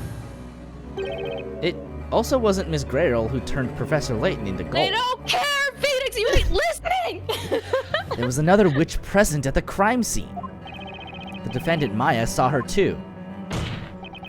To put it simply, Miss Grayle didn't kill anyone. Mads. Yeah, she didn't kill anyone, and yet you still want to burn her? Maya. Do you even know what it feels like to be put in this cage? It's like everyone's against you, and it's super frightening. I'm not even a witch. But I've been thrown into this cage and almost sentenced for something I didn't do. And now you're about to do the same to another person? That's just not right. Is that all you have to say? Huh? The one who's in the wrong is not me, but you, Sir Blue Knight. Whether the witch committed a crime or not is completely irrelevant. This is the witch's court. All witches must be punished by fire. But that's crazy. Why? Why, Barnum? Inquisitor Barnum is absolutely right. Being a witch is a crime. You understand that, don't you, Miss Grayle? Yes. Very well, then. The court is ready to issue the final verdict. Maya Fey is found innocent, and in her place, Jean Grayle is found guilty of being a witch and shall be cast into the fire. No! You can't! Hold it! No? Oh?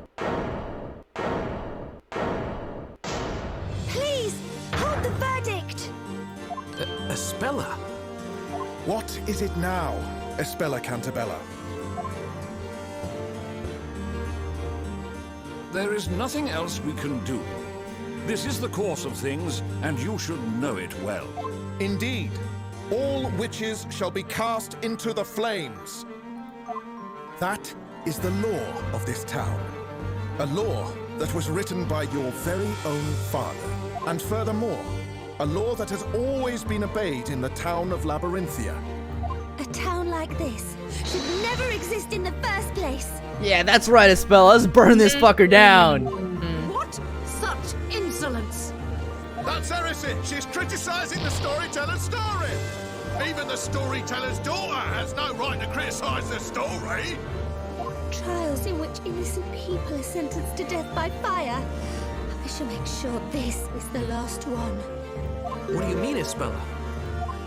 Since you're all so keen on the rules created by the storyteller, you should know exactly what I mean. The stipulation for ending the witch trials. Once the Great Witch Bazella is burned, the witch trials will end.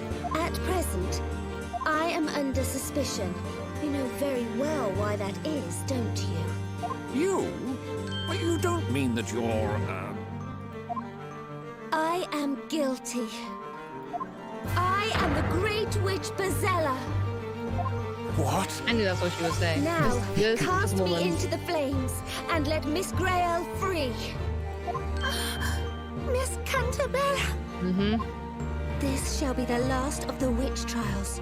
No one else need be burned hereafter. Espella, just what are you saying? I can't let you do that. Please, Mr. Wright, let me do as I wish. I'm sorry, but this is a problem concerning the people of Labyrinthia. No! Please don't do it! There must be another way. You don't need to do this. It's all right. Luke, Maya, Mr. Wright, and Mr. Layton. I truly appreciate all you have done for me. This can't be happening. Miss Cantabella, your confession will have very serious, or rather, fatal consequences for you. May we assume that you fully understand those consequences and are willing to accept them? But she already did this, though. She already confessed. I am Espella Earlier. Cantabella, Before this. storyteller's daughter. But I also have another name. I am the Great Witch Bazella. To be fair, that was when they were accusing her of being a normal witch. And now she's confessing to No. being the Great Witch. No. After she got cleared of being a normal witch, she went ahead because she didn't want other witches to die. She stepped up and said that she was the Great Witch. Am I remembering that wrong? In the dark pages of my Before Maybe? Maya's, right before Maya's case, that's why she was in jail, because she confessed to being the Great Witch, and so she was waiting trial. But then Maya got accused of being a witch, and so then they went ahead with Maya's trial first. I thought that what it was that I don't think she did, like, or I think it was that she was basically like freed of the charges of being a witch, and then they arrested her on suspicion of being Bazella. No, because she confessed being Bazella, because she didn't want the person who actually did the crime to be burned like a witch. She was acquitted, and then she confessed to being Bazella. Yeah, I don't remember. Probably. I mean, Many lives have been sacrificed because of me. But that shall end today. Court attendants, seize that woman! She is the Great Witch Bazella. a big dramatic camera zoom out. Ooh.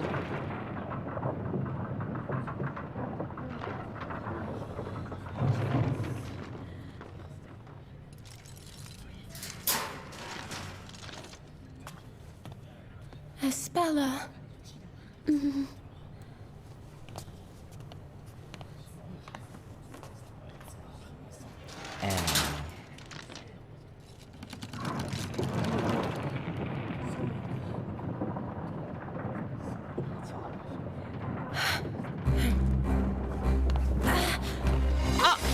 Oh my God, Jesus Christ! Espella, this just isn't right. Let's go. Nick, give me a hand. Oh my God, they're all gonna get arrested. Oh, Nick, what are you doing? Jump over there. But hurry! They're getting away!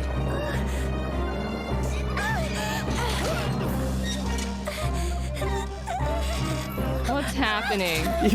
What is happening? Why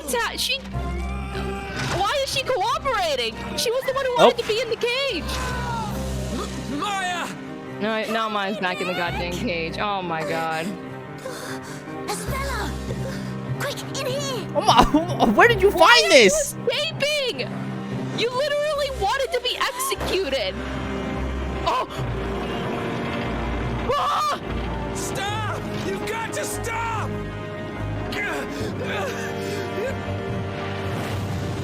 Maya!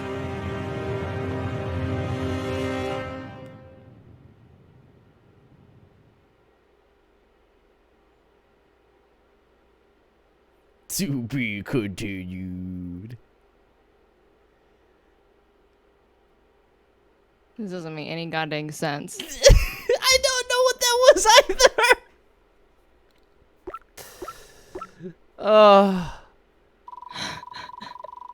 I'm just more just so incredibly frustrated with everyone. Like, what does this mean? At least we got some Picaras, yeah. What does this mean exactly? Like, doesn't this mean that Jean is just gonna get put in the fire anyway? That's what I'm saying! Maya! The escape plan! She wanted to sacrifice herself so that Jean and other witches wouldn't get executed. What do we do now?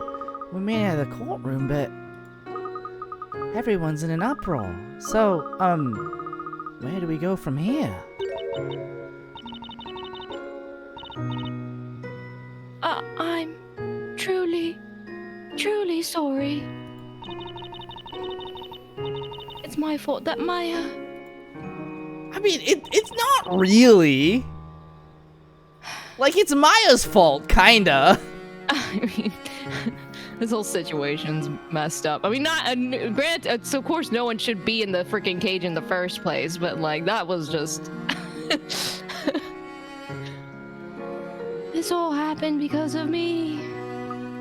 That's not true at all. It's not your fault, Espella. Isn't that right, Mr. Wright? Mr. Wright? Huh? Luke, did you say something? Huh? Yeah, that's right. Espella, it's not your fault. You shouldn't blame yourself. Mr. Wright, I just said that. Oh, really? Mr. Wright. Well, anyway. We left Layton in the courtroom! No! At least we managed to save you, Espella.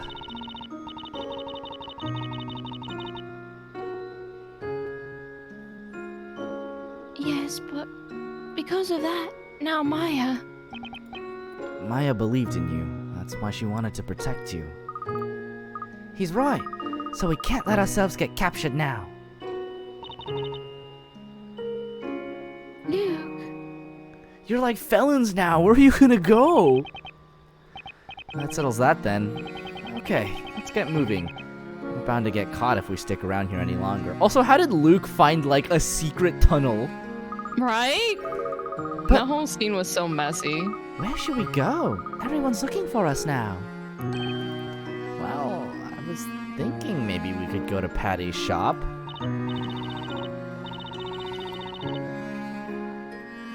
But the knights are certain to be waiting for us there. Oh, yeah, that's true.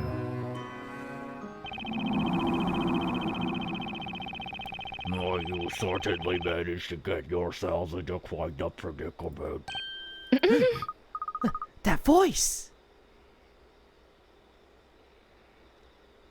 Hey. Inquisitor Barnum!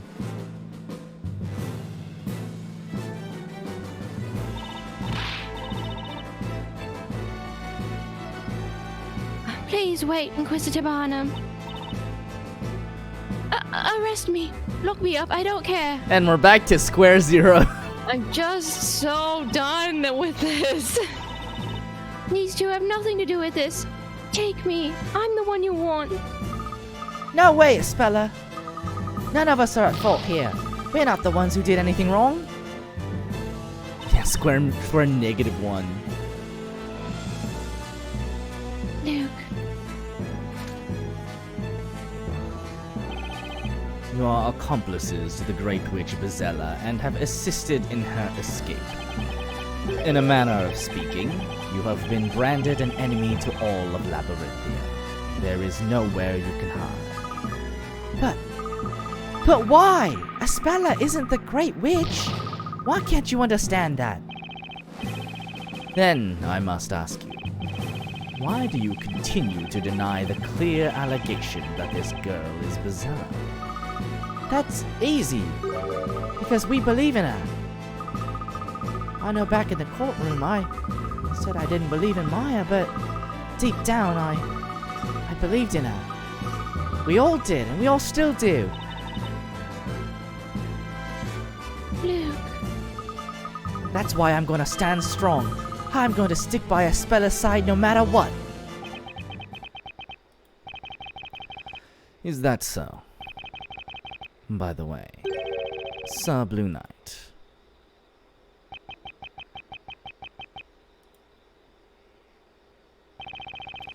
The loss of Maya Fey is unfortunate. You have my deepest sympathies. Yeah, she's really only confessing to end the witch trials rather than actually being the Great Witch. Really? Your deepest sympathies?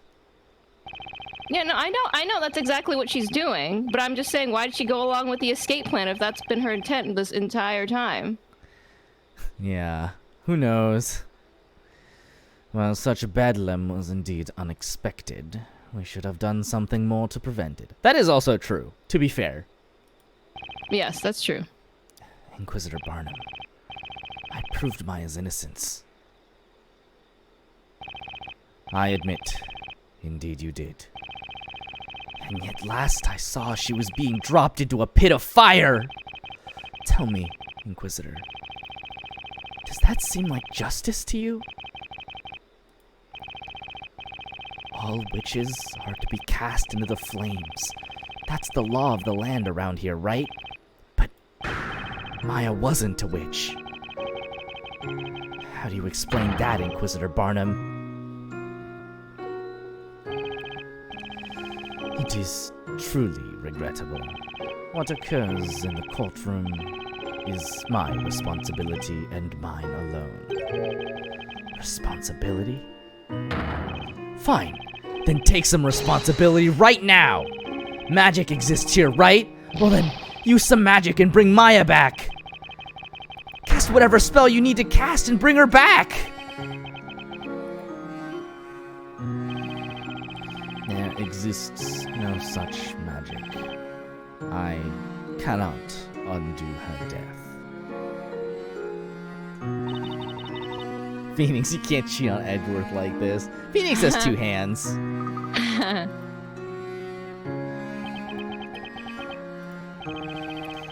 'Tis my blame to bear. If it would bring you solace, then take this sword and strike me. Just stop it. You knights are always ready to get rid of those different from yourselves. Just get out of my sight. I said go! What was that? I think I heard something coming from the main gate. Gods, come and take a look at this. Mr. Wright, those voices are getting closer. At this rate, we're... Exit through the main gate and head east to the forest. You should be able to escape along the small path there. Huh? On the outskirts of the city, you will find Rouge's Tavern. You should be safe there. But why are you helping?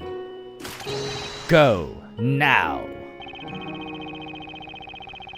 You will be caught if you stay here, and this will all be for naught. Luke, Mr. Wright, let's go. Yeah, right. Mr. Wright, are you coming?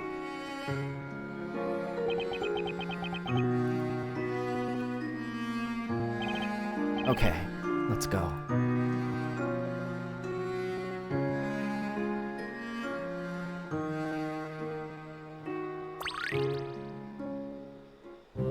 Bro, did they just dump us here? Stop! Urgency deleted. Alright, I guess we're going to a shady tavern. Oh boy, there's hint coins there. You better know.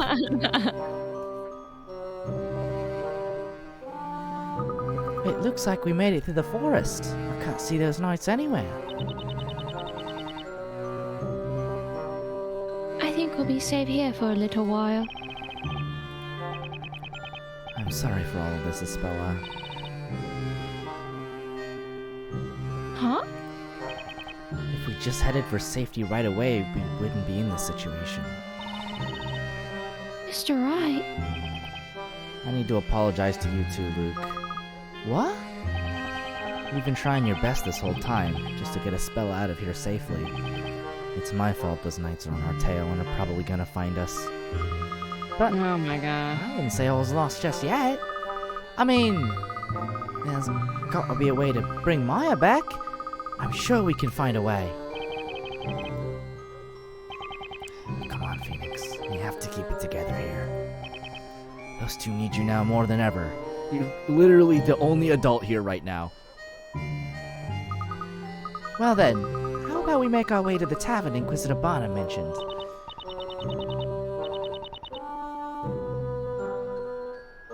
Yes, that would be Rouge's Tavern. I can show you the way. Huh? Hey, Espella, you know the place?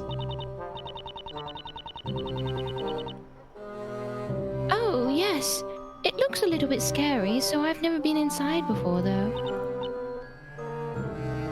But I come to this side of town often to do my shopping, so I've passed it a few times. I think Miss Mary's goat farm is around here as well. Oh, great. Is that right? The Rogues Tavern. I know that's how I read it at first too. Okay, it's just this way. Let's go. Right then, let's get going, Mr. Wright. Yeah. Hey, Luke. Yes? What is it? I just wanted to thank you for earlier. You really helped me out. What do you mean? See, I get it now. I'm not the only one who's just lost someone important to them. You know, with your professor being turned into a gold statue and all. Yeah, your big old fat pity party, Phoenix. I believe in the professor.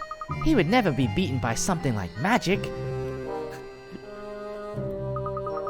That witch just cast a spell on him, that's all. Just gonna alert because you're sleepy, but it's been super fun. Okay. I'll see you. We're probably not. I think we're gonna save after this and call it a night as well, so. Love you, Barnum. Have a good sleeping. So all we have to do is find a way to undo that spell, right? I see. You know, you're right, Luke. The professor will come back, I'm sure of it. That's why all I can do for now is to keep moving forward. It's what any true gentleman in training would do. Yeah, I get it. Okay then, let's go. Right. What's wrong, you two? It's over this way. Hurry up. Oh, sorry about that. We're coming. Seedy alley added. Nice. Alright. Well, thank you everybody for coming and hanging out.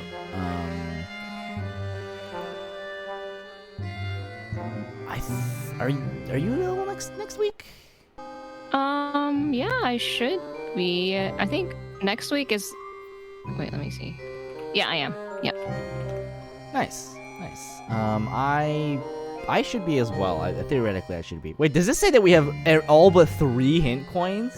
Whoa, ballin'. Whoa, ballin'.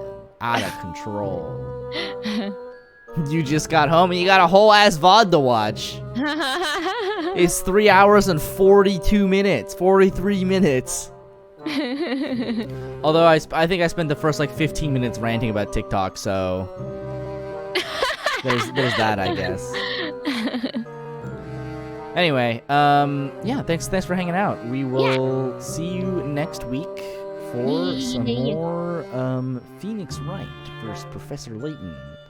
I have no idea how close we are to the end of the game. I feel like we must be getting pretty close. We must be ramping up, yeah. Yeah. Gotta find out how Maya survives, and then we gotta get Spella acquitted, and that's it. We just gotta burn this whole fucking town to the ground. We gotta take the storyteller system down, you know?